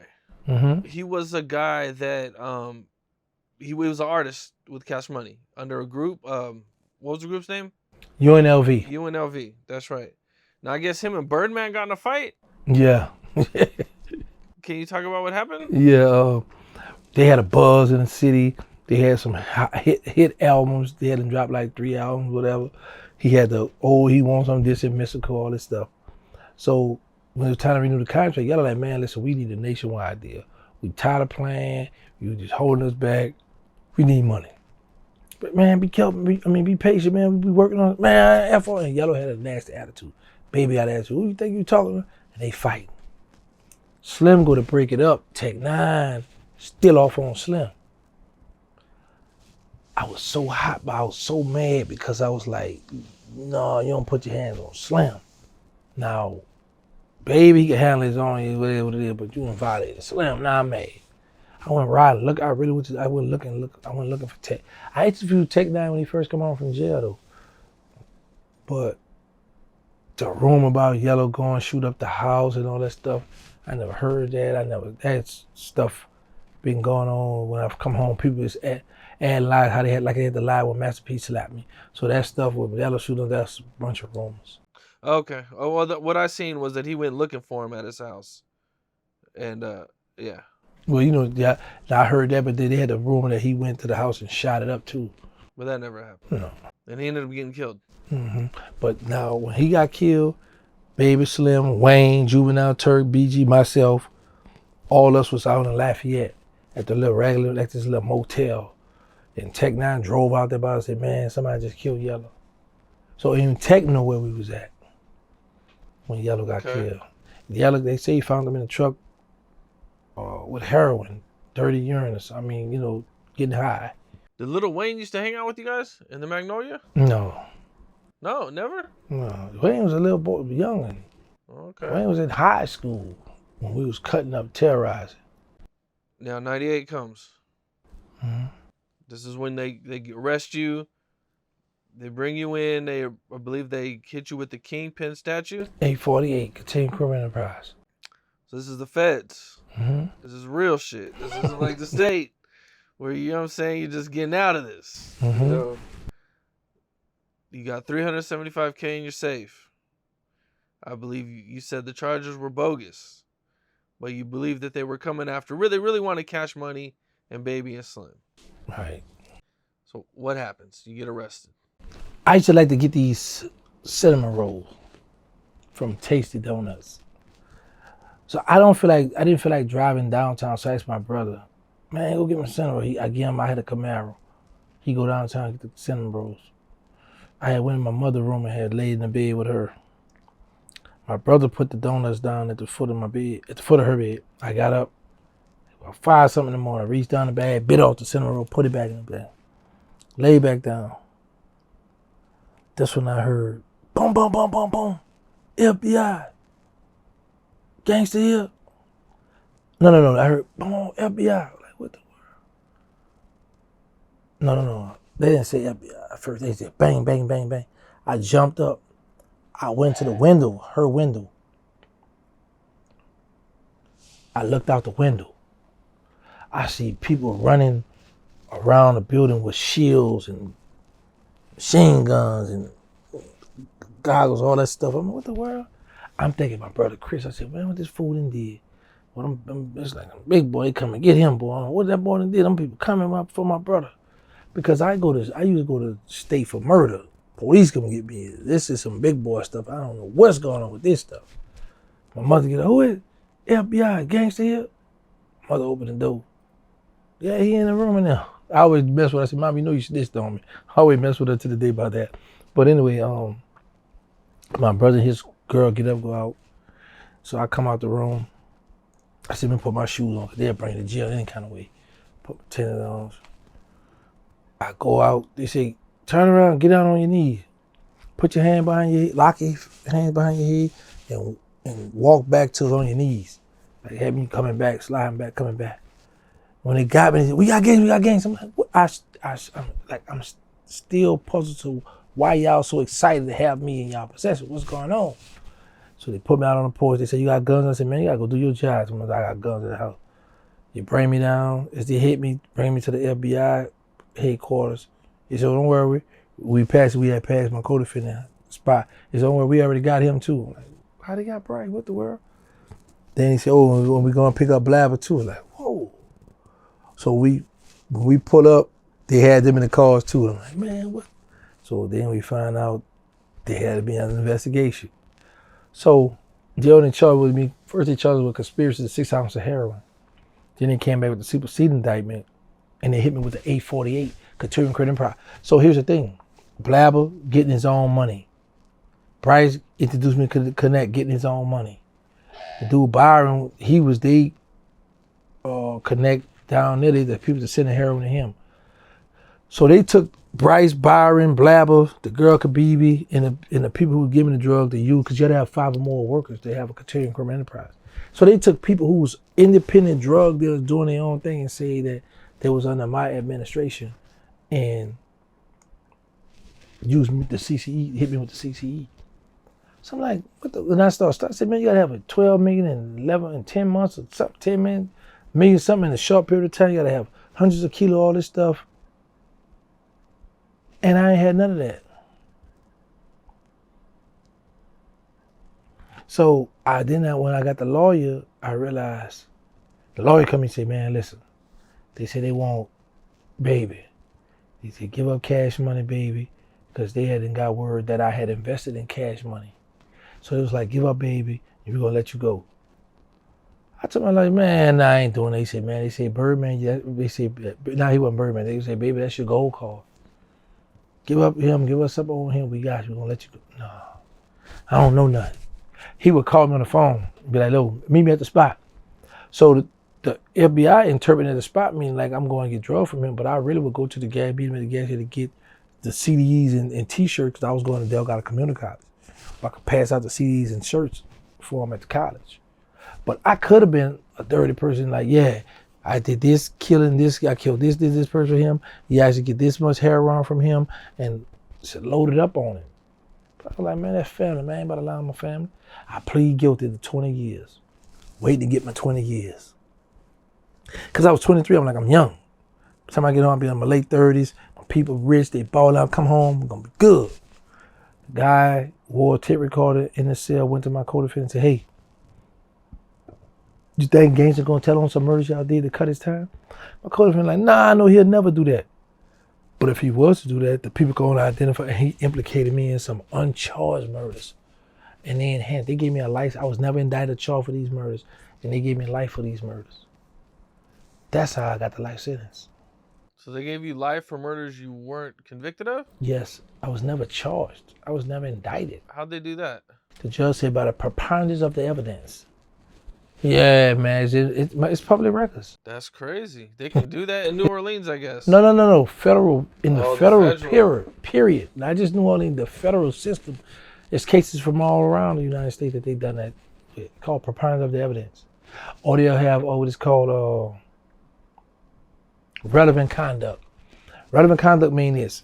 If I'm selling pounds of weed and I front somebody some weed and he don't pay me and I kill him, but then now that's, they don't know about it, but we grinding.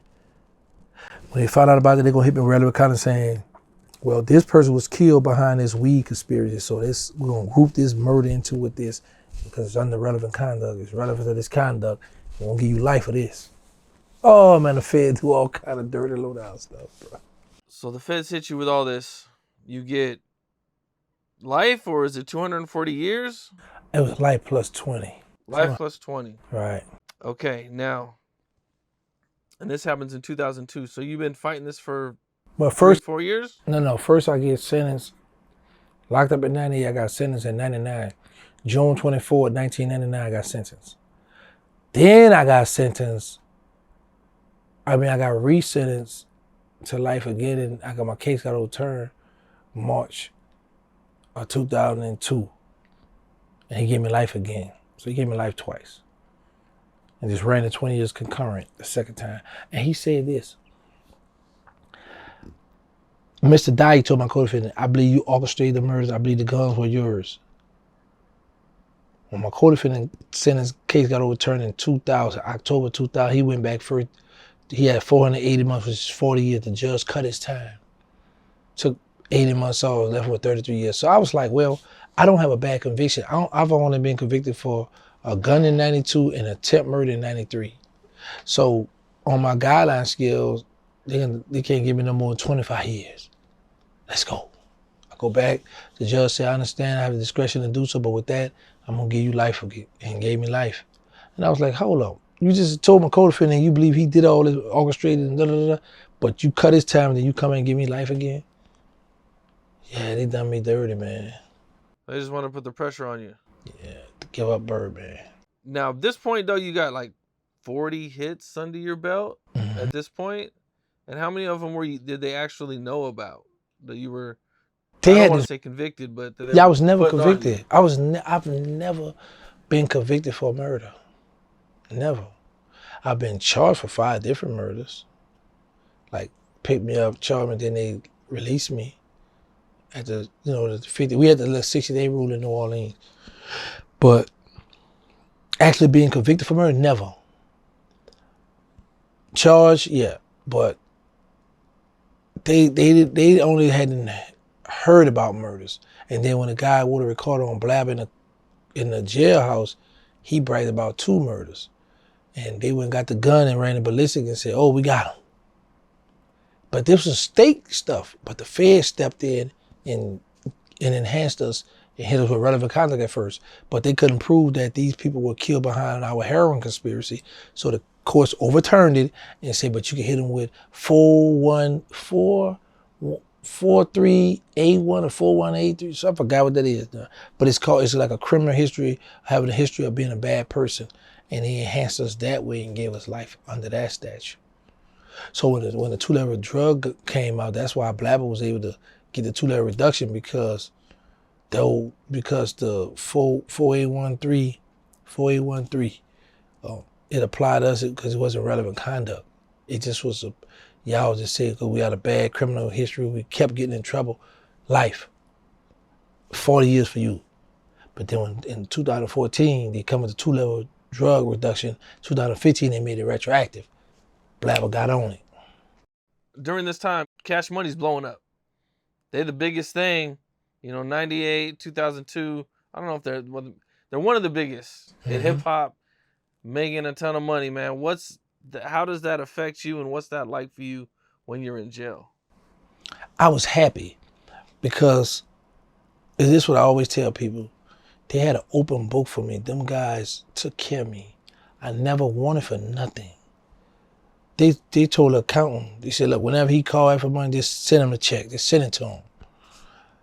So as long as I seen him on the video, because we had BT, Rap City in the basement, we had all that. So as long as I seen those guys doing their thing right, I was like, okay, I'm good. I'm gonna do this time with ease. Now, when the little fallout started, I started worrying a little bit because I was like, man, what's up, man? Now I ain't gonna be able to, you don't have a little money go, but they always made sure I had money. They took care of me. So now you're in jail. Mm-hmm. You're doing all this time. I'm sure you got a lot of time to reflect on everything. Cash money's blowing up. At one point, do you get approached to cooperate or to tell the feds about all these unsolved cases? I initiated that. I used to sit back, like I was one of the ones who never checked people. They had a thing in Fed, you check a person's paperwork, and if they're a rat, they run them off the compound. I never participated in that. I never ran about the compound. I never looked at them. I was like, never say never. You never know when your turn to come. So once I saw the game, the Rule 35, how you could have life today and somebody help you out or work for you on the streets, or you could give up any information. How the feds go is called, you can help any law enforcement agency. You can help the local police, whatever. As long as they write a letter to your prosecutor in the feds saying, hey, he helped us do this, XYZ, got this convicted, got this person convicted. Even in the state, I saw a guy go back and testify on a dogfight case in a state, and the state wrote a letter to the fed and they cut his time. So I was like, hold on. I know the state want these murders. Now, if I go to the state and help them close these homicide, these cold cases, they got to write a letter to the feds, then the feds gonna see that, hey, I've helped bring closure to family, helped out, and they're gonna have to write a letter for me to the judge, and it's up to the judge to agree to reduce my sentence. And I already had a DA. The problem was, he used to be a homicide detective, then he became a DA, so he had gave me immunity for a lot of bodies. Then when I tried to go back to him to do some more, I don't know if he got arrested or he resigned because he had a tampering with a female. Like, you know how them girls come to them detectives and they be doing, for cooperating with the case, and the detectives get the touchy-feely, whatever, and he messed up my whole play.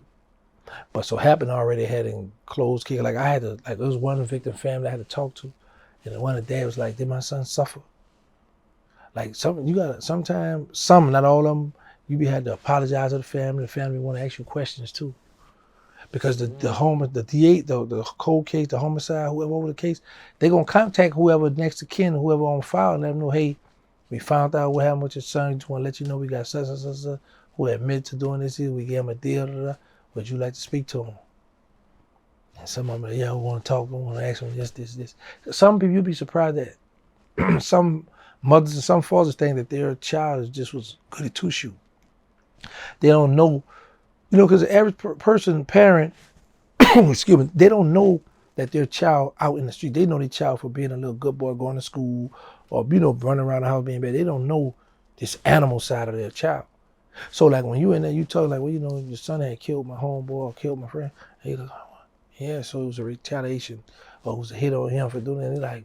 They be shocked that they discovered that their child wasn't really a good person who they thought they was. So I had to apologize to certain families. How many families wanted to talk to you? I talked to 9 families. 9 families. One wrote a letter. No. They gave a statement. It was 3 sisters and a mother. 2 of the sisters say,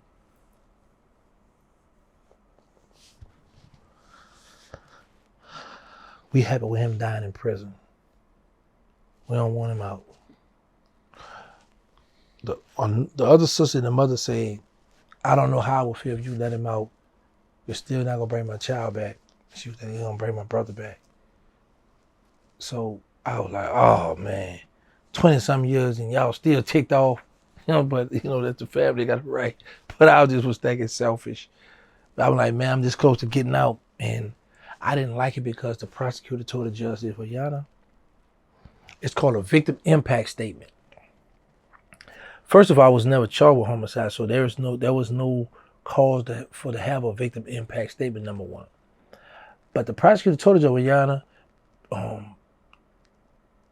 even though there was a closed matter, so it shouldn't be no victim impact statement. However, by you allowing this, the government appreciate it. I said, so they're making the law, breaking the law? They letting me know that we violating this man right now. But the judge still stuck with his ruling, and then I got the immediate release. Now, was Birdman and Slim helping you out the whole time you were in prison? Yeah, they always had money, bro. I never, like to this day, I don't know what no sound like coming out their mouth. Never told me no. Never. So what happens when you cooperate and you tell the feds these things? How does that, when does baby first find out, and what is that conversation like? He didn't know. I didn't tell the Fed. I told the state, and the state wrote a letter to the feds. Because all these homicides is state homicides, state murders, cold case. I got out, and he was like, man, what's up, man? What I'm hearing all these rumors about you cooperating, you telling, and you gave a statement on this and this. And I was like, yeah. He said, well, man, you know what it is. I don't respect that. I'm not rocking with that. He said, I don't respect that. I'm not rocking with that. He was like, you made your bed, you gotta lay in it. So he was like, as we talking, I remember the last day he told me, he said, you got anything you want to say before I hang up? I said, yeah, you got a pillow? Because my thing was, right, I laid that bed, I got to lay in it. But earlier, right before me and him really got to the conversation, I had talked to Tony Braxton. So on one hand, it was pretty cool. On the other hand, I'm thinking I'm about to come home to the mansion and the Ghost and all this fancy Bentleys and all this stuff. And came home to a female with a daughter in Fort Worth and borrowing her dead husband car to get to work. So Birdman, was that the last conversation you guys ever had? Yeah, he cut me off. Yeah. Cut you off after that? Yeah. Okay. What about Slim? No, Slim had given me money to do my documentary. Slim, very supportive. Very supportive. Slim don't get caught up in all that street politics stuff. Well, I mean, you still got a relationship with Slim, though. I mean, that's, yeah.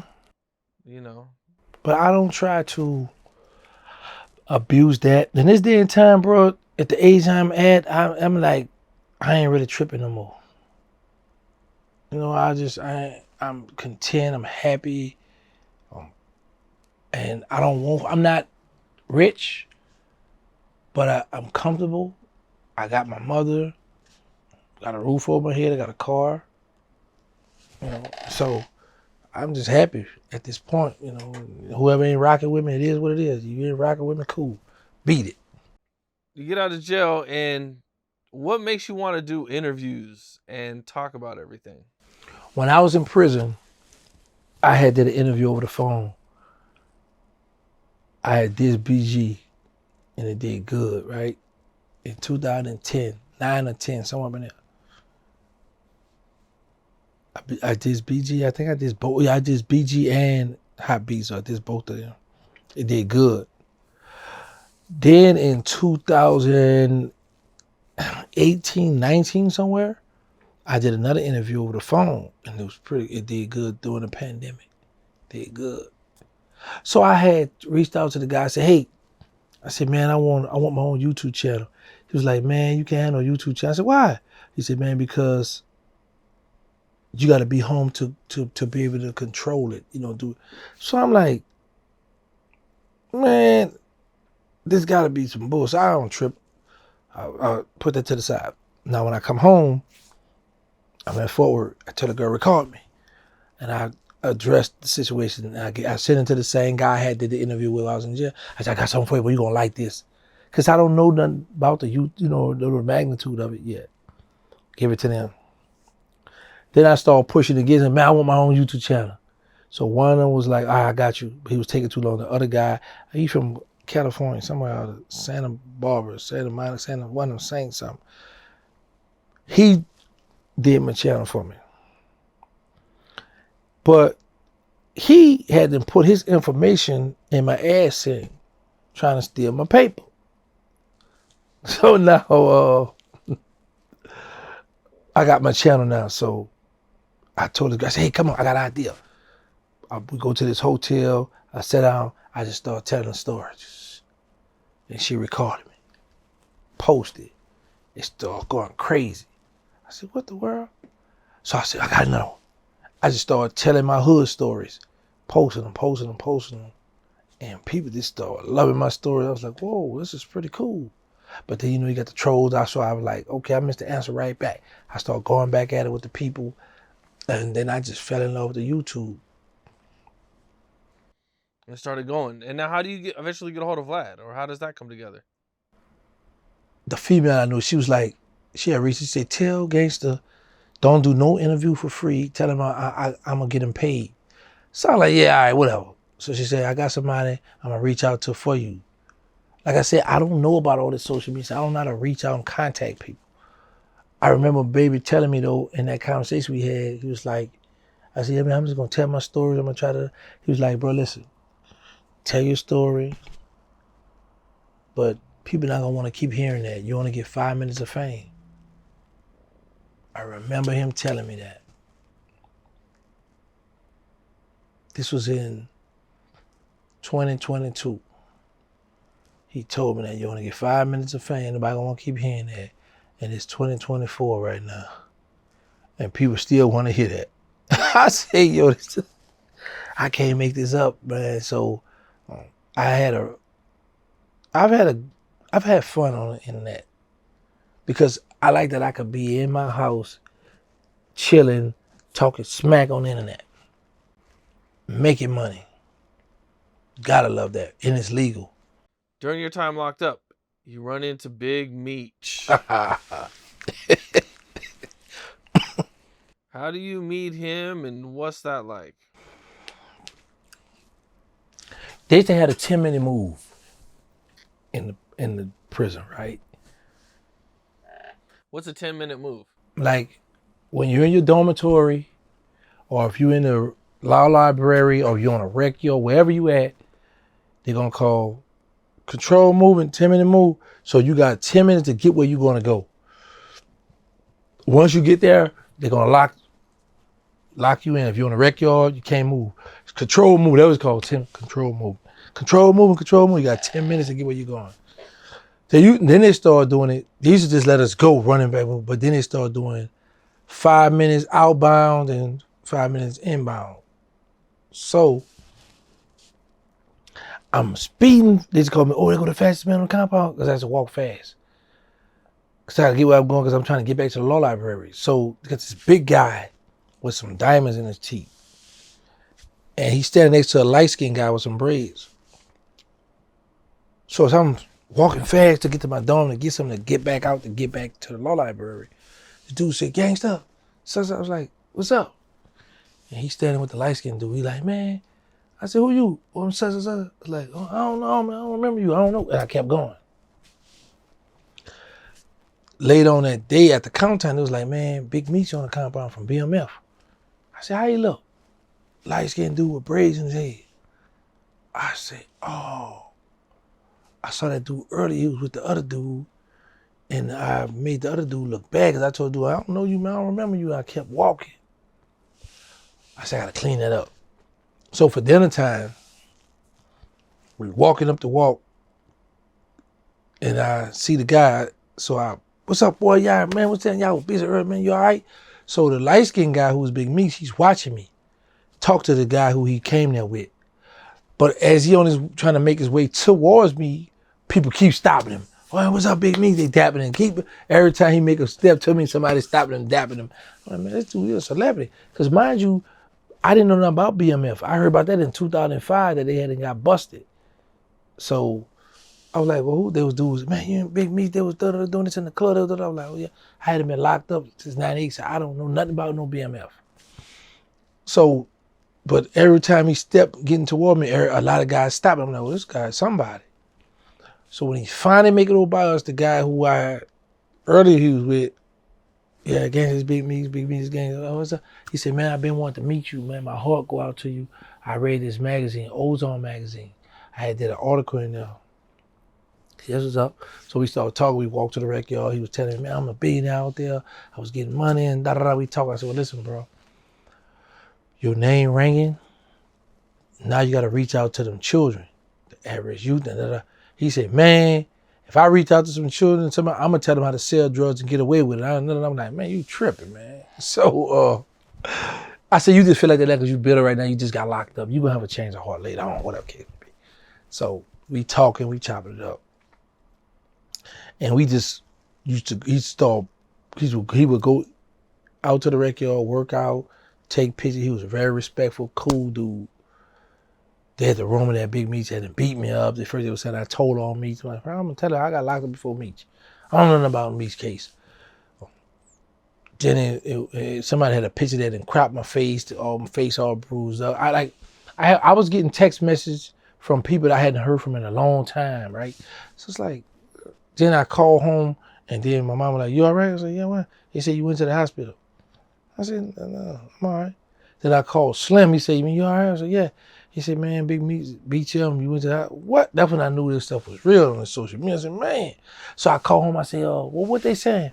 They said, they got 1,000 thumbs up that Big Meech beat you up, and there's a 900 thumbs down that I said, oh, he winning.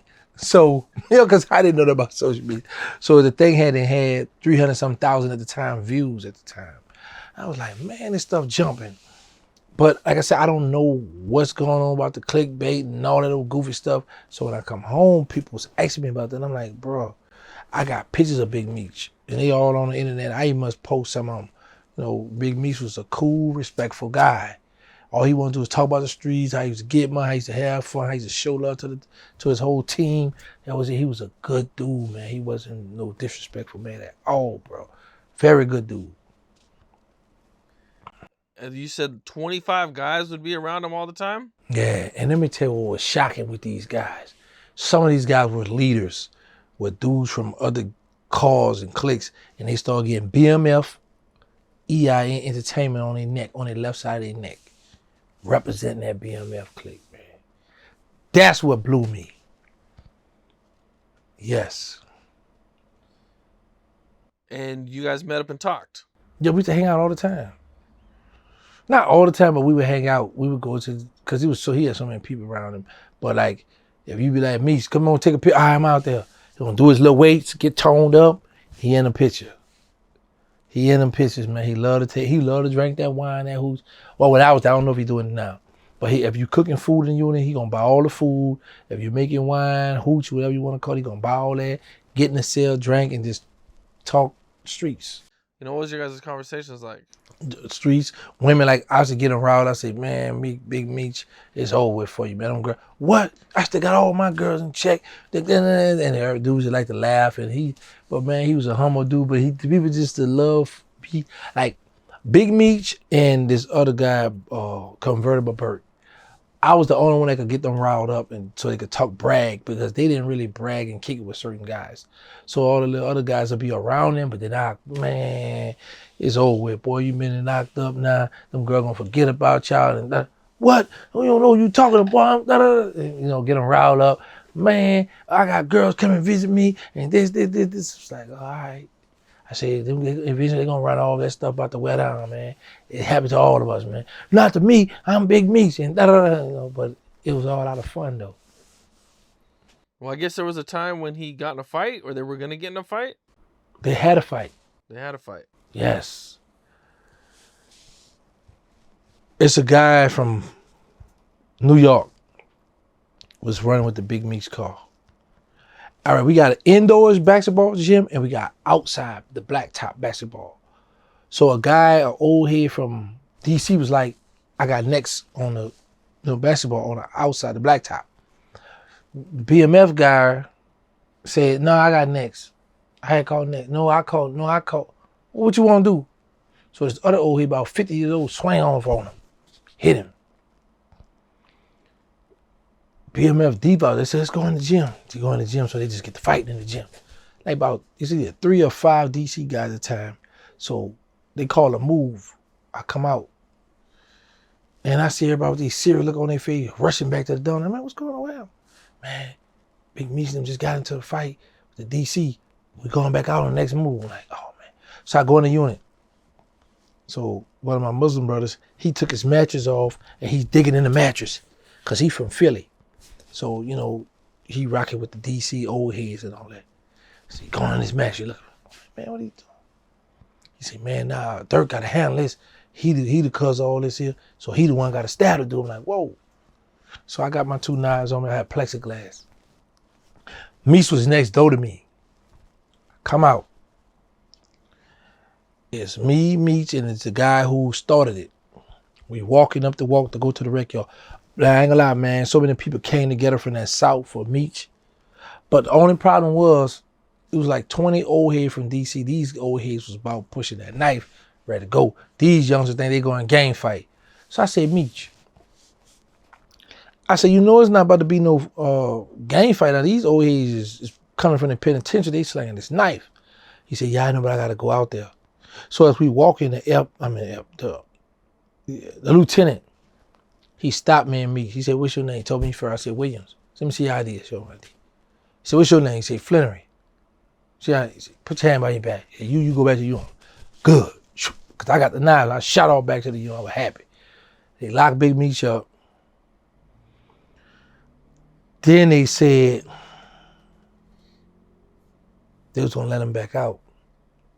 But somebody got drunk in the next unit, and it was 2 BMF, and one dude got through over the second floor. And it was like 2 from BMF and 2 from Florida got to come to the hole. We're going to let Meech out. But when that second fight happened, the next, everybody now locked down. They shipped Meech out. They shipped Big Fry, who was second in command under Big Meech, shipped both of them. They shipped them 2 out to Atlanta. And I ain't never seen Meech after that. Well, we hear a lot of stories about Big Meech, you know, we see now they got the TV show and BMF TV show with his son playing him. Yeah. You know, and so in there he even had like a lot of people following him, and like he was the man in there too. Man, from the stories I heard and pictures I seen, he was a good dude, respectful dude. And what I like about him, he wasn't one of the ones like one of the son, a little boy people. He let the homies who were around him look like just like him. We all bosses. I'm the boss though, but I'm gonna make sure we all look good, we all gonna shine. And that's what I always respect about him. I always respect that about him. Made sure everybody was getting theirs too. Yeah, man, we're gonna make sure everybody look good. You ain't the only one gonna look like a boss. Well, everybody gonna look like a boss. That's what I respected most about him. Would he tell about his stories about the money and all the money they used to blow and shit? Yeah, man, he used to be talking about how they go in the club, $100,000 to make it around. I'm like, man, I just mad being in the club and you talking about he go you 10, 20, stay here, man, throw it up. Yeah, I am pocketing that money. I'm with the, I be saying, like now I be like, boy, if I ever go come across some football player, basketball player, I go to strip club, we about to make it rain here, you know, they gonna show out. Them millionaires, man. You about to throw, man, all right, I got, give me something, let me throw. I'm about to pocket that. 10, 20,000, oh man, I'm not about to throw that in no club. No. Come back an hour later like, I threw all my shit, you got any more? Yeah, exactly. Man, I'm out, bro, what's up? Yeah, man, all right, good looking. Yeah, man, I ain't like that. You know what's crazy? You know, the older you get, you go to thinking of something like, that's a quick way to come up if you really want to get in the game, the strip club. The way them dudes, them ballers go there and make it rain on them girls, man. One girl filmed the dude stealing the money on them. Oh, look at him, the dude looking around, he tried to pick the money up on the floor, and she filmed and posted. I said, yo, you dirty. Yo, that's crazy. How did the COs treat Meech or you guys? Or did he get special treatment from the COs also? Majority of celebrities in prison, you're going to get special treatments, but it's sometimes not openly. Only thing sometimes be obvious, like they might let you go to commissary first or let you in the door, do certain stuff, but like bringing you food and drugs, they're going to hide that. Because if an inmate see that, the first thing the inmate going to say is, Well, you gave it to him, you gave him some, I want some. Or I'm gonna tell him I'm a black man, you know, so stuff like that. He got special treatments. Like, CO might walk around and not shake his cell down. Might go shake the cell down next door somewhere, but he can have all the contraband. But because I think he got caught with a knife or a cell phone too. So certain COs don't care about it. You got to keep in mind, it's white, Latino, black COs. So certain COs don't care nothing about what you was doing. I'm the police. I come to work. What's going on here? I'm going to shake you down. So it only the young COs that heard of that BMF stuff, that know who he is, that'll show him different love and treatment like that. Now, back in, I want to say around 2015, Mm-hmm. Lil Wayne sues Birdman for like $51 million. What are your thoughts on that? Did you hear about that in jail, or do you know much about that situation? Yeah. I want to say that Universal stepped in and paid some of it, or Wayne wound up getting $10 million and he got released from Cash Money. Because Wayne was like, boy, you owe me some money. I want my money. So Birdman had to make it, and I saw him speak on it like, man, I made a mistake. I wish that's the only thing I messed up with Moolah, with Wayne, with that money situation. And I've heard him speak on that, like, he wished that he would have done that. Because, when everybody left, Wayne was toting Cash Money by himself. That's why I got a lot of love, respect for Weezy. So, right. So about 3-4 years after Cash Money really takes off, everybody's gone. I mean, Juvenile leaves. BG leaves. Turk leaves. I think Manny Fresh, he might have stayed around a little bit longer. Yeah, a little longer. But he eventually left. And it was really just Wayne. Just Weezy. So what do you think happened with all that? Like, why did everybody leave? The money. Baby's the not money paying people.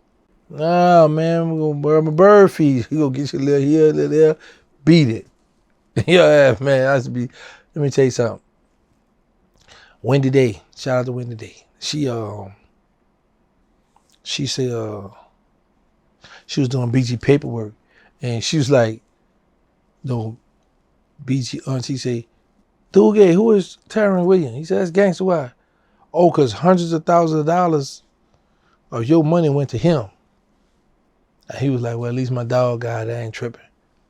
I remember him telling me that when he had left Cash Money, they was doing the paperwork, because he had owed the IRS, I think, like $500,000. And he was like, how I owe y'all that much money and I ain't had that much money in my possession? So baby had the money in the account and just used to I got him, I'm gonna take care of it. But BG wasn't seeing it. Damn. So BG, so he just, instead of giving you his money, I or give Slim's BG money. he took it out of BG's budgets or money that he was supposed to be receiving. Let me get that, yeah. Damn, man. And you know what's crazy? And right now to this day, out of all that stuff, BG still loyal. Love Birdman. Still loyal to him. BG is still loyal to him. They linked up, right? Are they working together? Did he sign a deal with him? No, he didn't sign a deal, but they about to do the Essence Festival together. Okay. Yeah. Well, the beef between them, it got kind of intense when they were going through it. Lil Wayne was taking shots at him, saying he was on stage saying Cash Money, and Baby at the concert as Wayne show threw some water or wine or something on him. Yeah. Yeah, it was getting a little rowdy, man. It did get like that, man. And that was somebody he called his son. So what do you think it is? Like, how come Birdman don't like to pay people, bro? Because we don't hear, like, from every artist, you know what I'm saying? I think even Wayne was saying he never even got his money for Drake or Nicki. So Drake and Nicki were looking at Wayne like, what's up? Like, how come I'm not getting paid? Like, you know what I'm saying? So it was just all the way down. I guess it's one of them things like, You brought up Wendy Day. She had yeah. to sue to get her money. Oh yeah? She Yeah, I heard brokered about the that. original Cash Money deal, Yeah. and she didn't get her. She had to sue. She got paid, but she had to sue. Man, I'm suing them next, y'all. I'm about to, y'all, my turn, bro. I'm just saying, everybody else did it, so y'all be on the lookout. OG Giggity about to sue Birdman. Yeah, I gotta sue now too, Kel. I gotta get mine too, bro. Everybody else doing it, bro. Yeah, man. Bro, listen, I love my brothers, man, but sometimes, man, you gotta call them on it, bro. Like, do you realize this? Birdman and Slim had 3 runs. They had the first run with the Hot Boys and the Big Timers when they first got the deal. Everybody left with just Wayne, so they got this run with Wayne killing the game. And then they got the 3rd run with Drake, Nicki Minaj, and Wayne. Man, you had 3 shots at it. Big dog, relevant in the game, 20-something years in the game. Unheard of. Man, them boys made history. Big time. Man, they made history, man. And that's what really used to keep me focused and going. I'm like, bro them out there. And what I'm always love and respect Birdman for, I never had to call a manager, a publicist, or a homie to get to him. I had his direct line. I call that number, he pick up.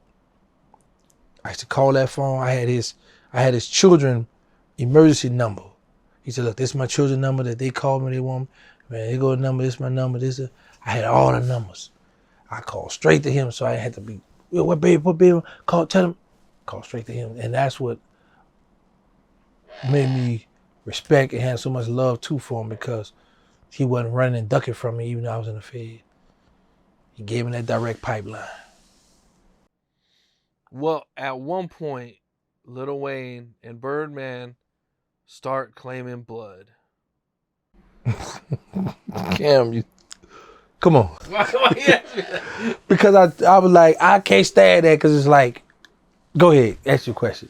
Go ahead. Let me know what your thoughts are. I'm totally against that. We didn't grow up with gangbanging, Bloods and Crips in our city. They are some influencers. So you got these little children, these little dudes, and now sitting down walking with these red rags and game. What's popping 5? And when you got real gangbangers that'll pull up on them and ask them, well, who your big homie? Who brought you home? Who give me your lineup? And you can't say.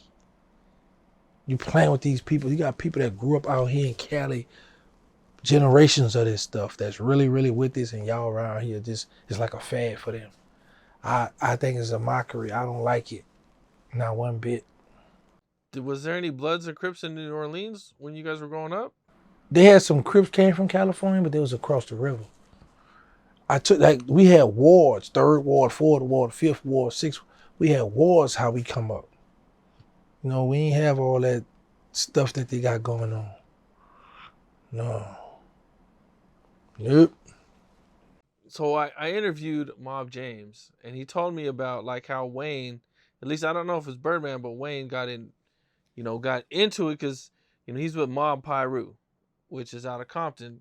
And I guess a dude named Terminator is the one that actually brought him into this, man. So that's that's Buntry's brother-in-law, my nephew's uncle, Lil Alton's uncle. If Lil Wayne is saying it and hanging out, and I think he came to Death Row with that one time, representing the mob, but I didn't look at it like that. I don't look at it like that.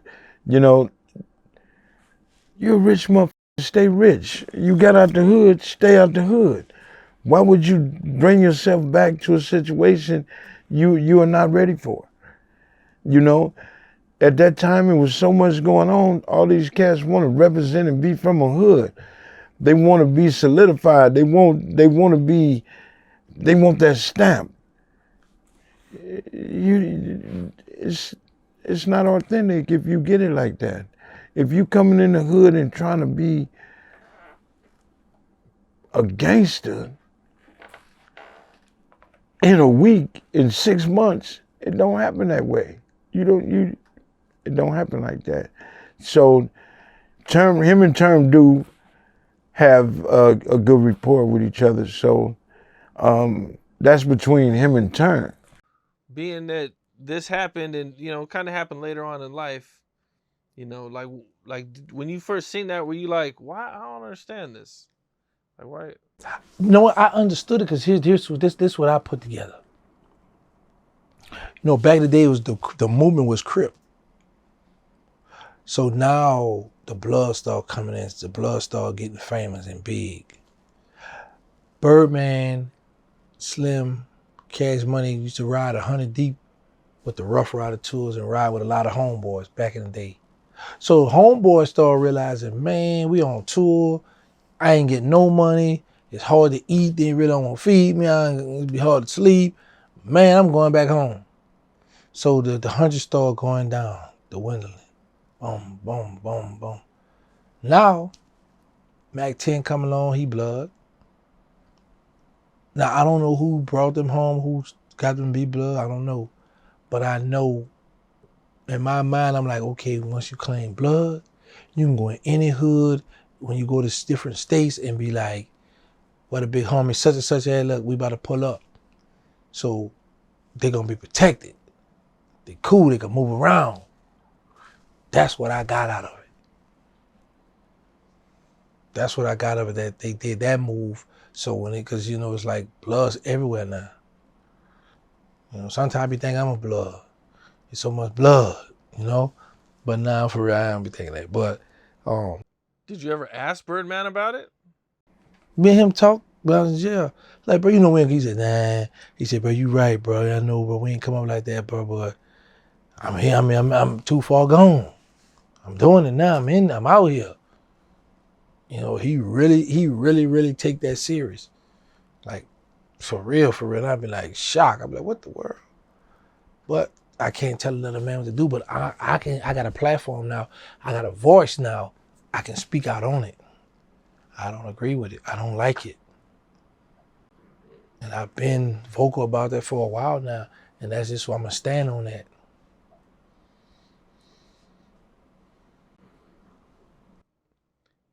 Did you guys ever run into Death Row doing these tours? Or did you ever hear anything about Death Row or meeting anybody? Shout out to Suge Knight, no, because Cash Money was local back then. Now, I don't know what they did while I was in the Fed, but like I said, I missed all the fun, all the shining and doing the donuts and all these foreign cars they was cutting up in. And I wasn't home for that. I was in the Fed. I had to take the lick. I had to take the ride. I interviewed Bounty Hunter BJ. Mm-hmm. And during this interview, he felt like the Lil Wayne and it would have been a Grape Street Crip because they used to wear the blue rags and they used to hang around some Grape Streets, but things just didn't work out for them. I made this statement about if Lil Wayne and the Hot Boys and them wouldn't have met the homie Mac, if Mac 10 would have went down there and signed on to them, man, and put the flame in that shit, man, them dudes would have been Grape Streets. I stand on that, and I say it, and I stand on it. They would have been Grape Streets. Feel me? Because the Grape Streets had already had them. I heard that too. I used to watch BJ, the Bounty Hunter interviews too, and listening to him, you could tell he's somebody that really come from banging, gang banging. And I saw what he said, he pushed up on him and said, hey man, y'all flag in the wrong pocket. So I've been peeping, I watch everything. I might not say certain stuff not my business to say, you know, but I don't know. I know back in the day, if you look at the picture, you're gonna see Baby Wayne different with different rags. You know, with blue rag, red rag, they used to have the rags. They used to have them rags. So, like I said, we wasn't banging in my city like that with that. So, just getting a hanky, man, give me a hanky right quick. From jail was where handkerchiefs rocking like that, the rags. But when I went to jail, things changed. And I'll still be trying to figure out, like, who idea was that? Who was And if I could get a chance to talk to Wayne or Birdman, that's what I'm gonna ask. Who idea was that? Who came up with it? Like, why did y'all pick Blood? Who came up? I'm gonna ask them that. I got a lot of questions to ask, but that's one of them.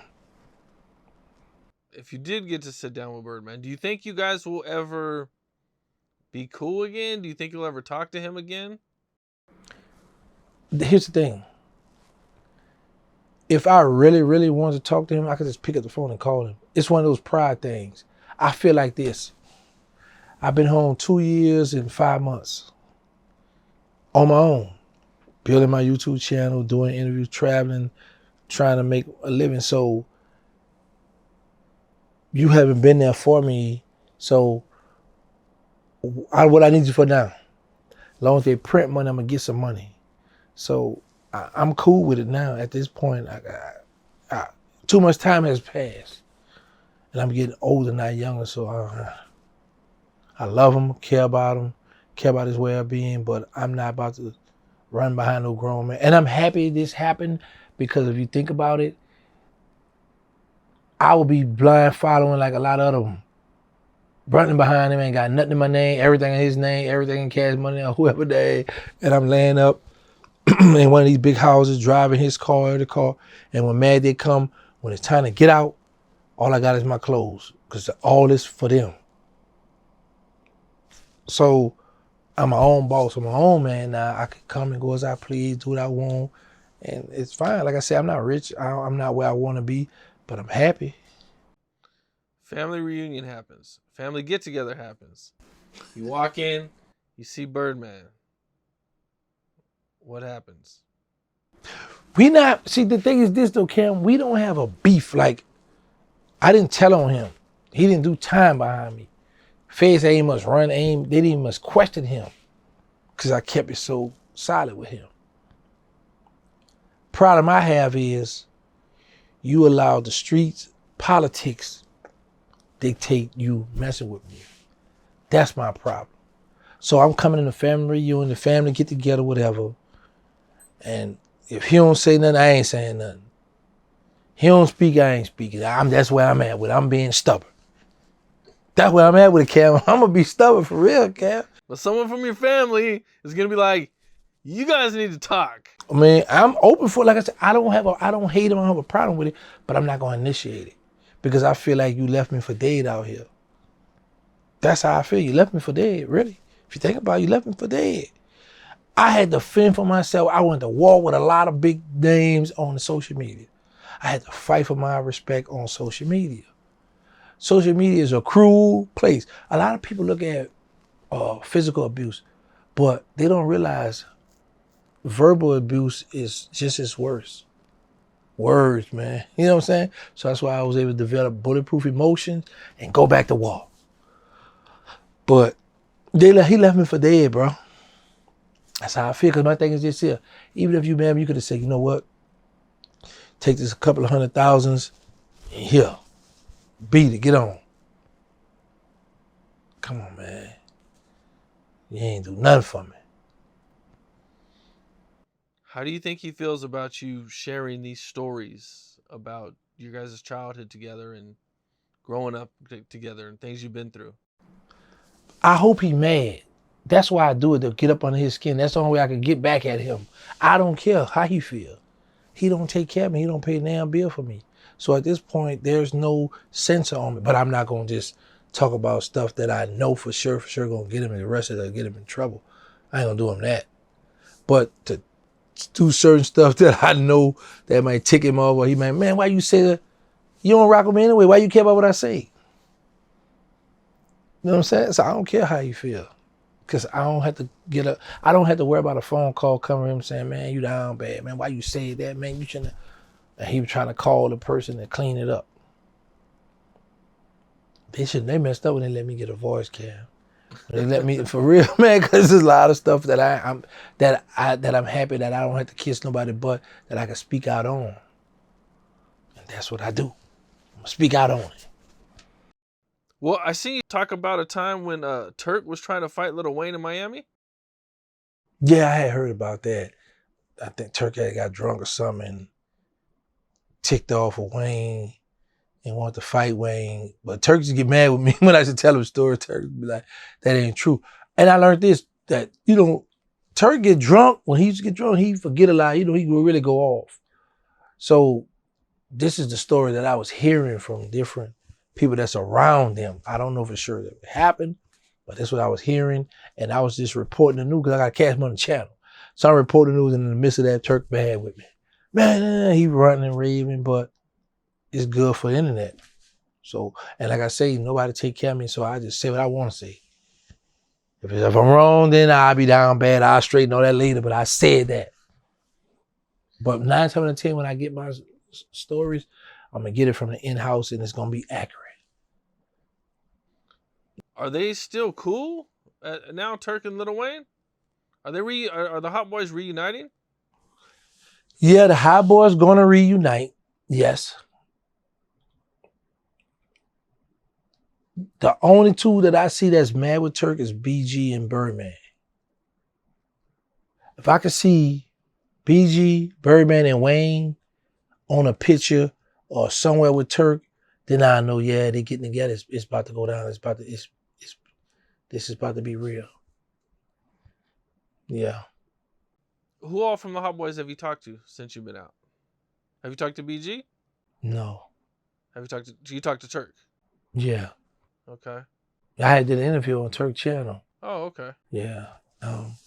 Turk flipped on me, I feel, because I did an interview on his channel. It was cool.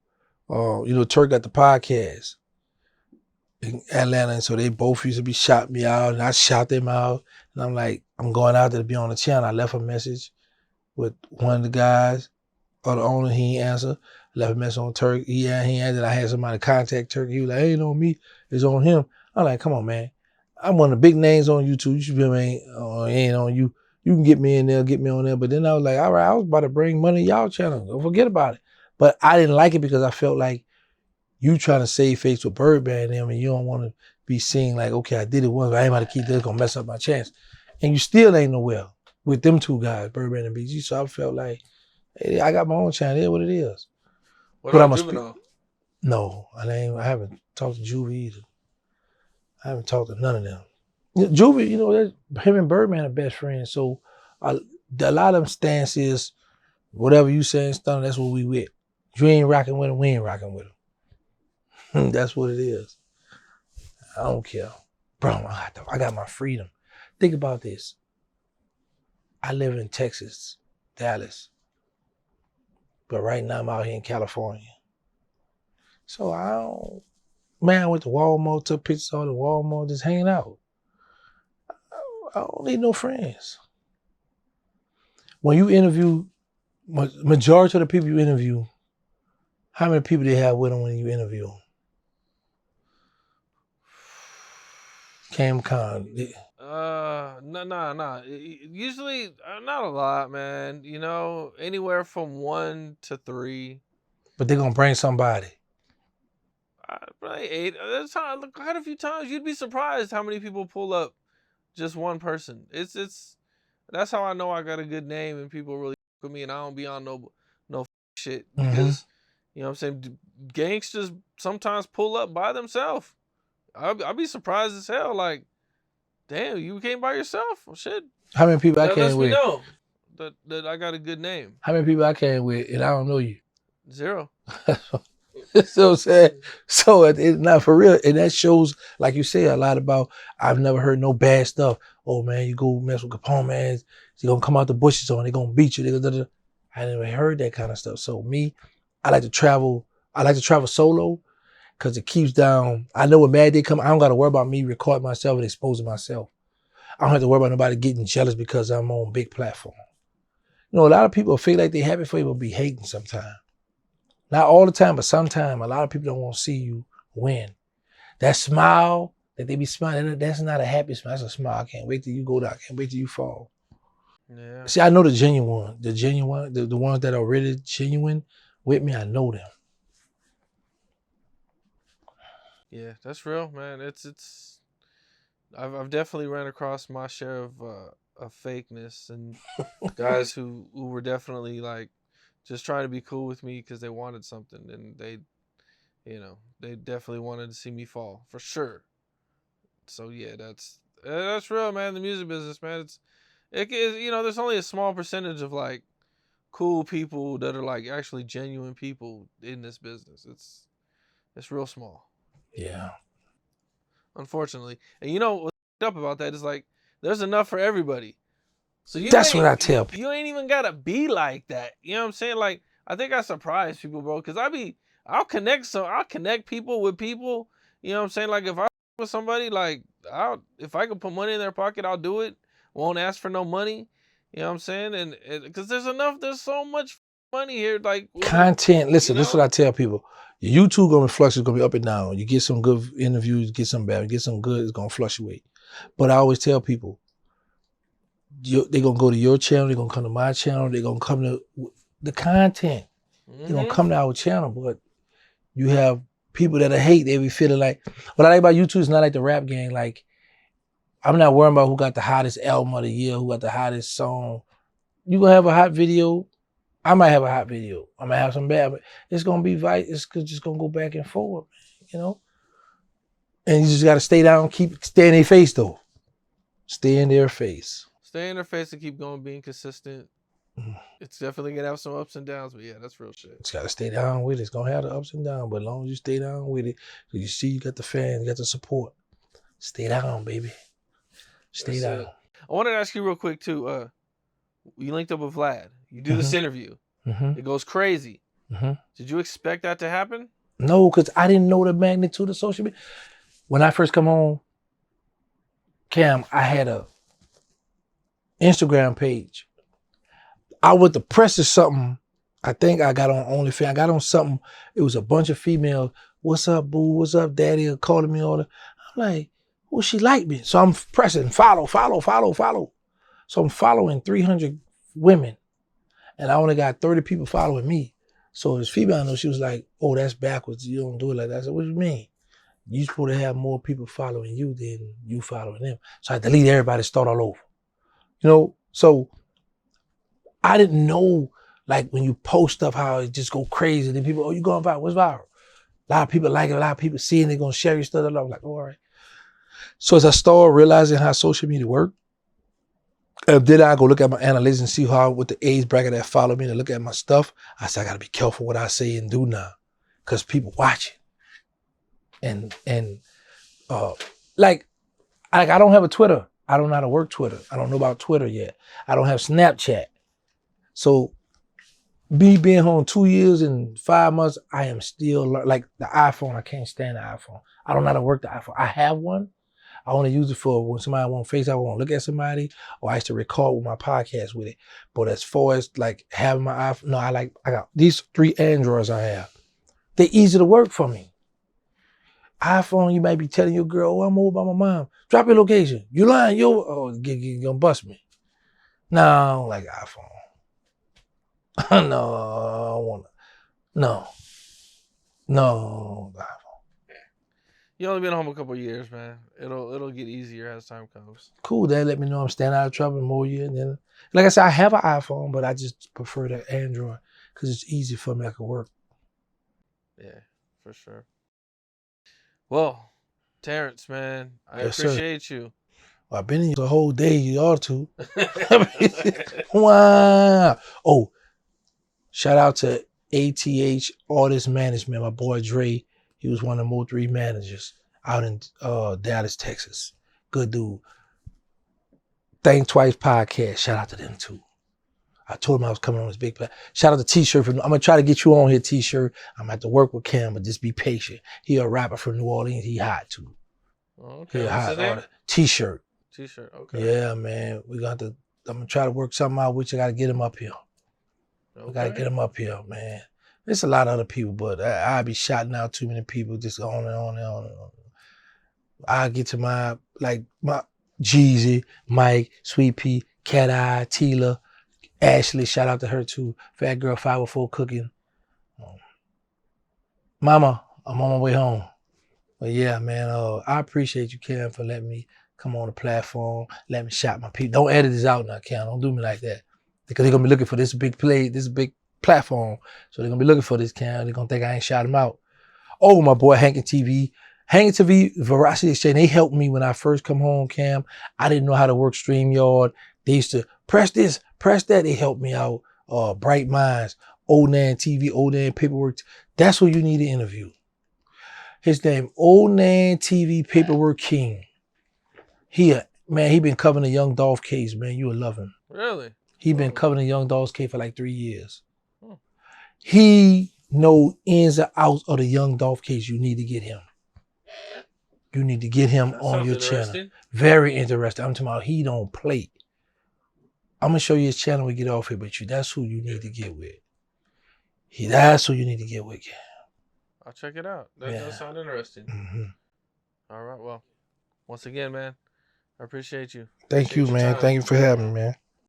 What's up? This is Cam Capone. We got more content like this coming soon. So hit that like button, subscribe, and stay locked in to Cam Capone News.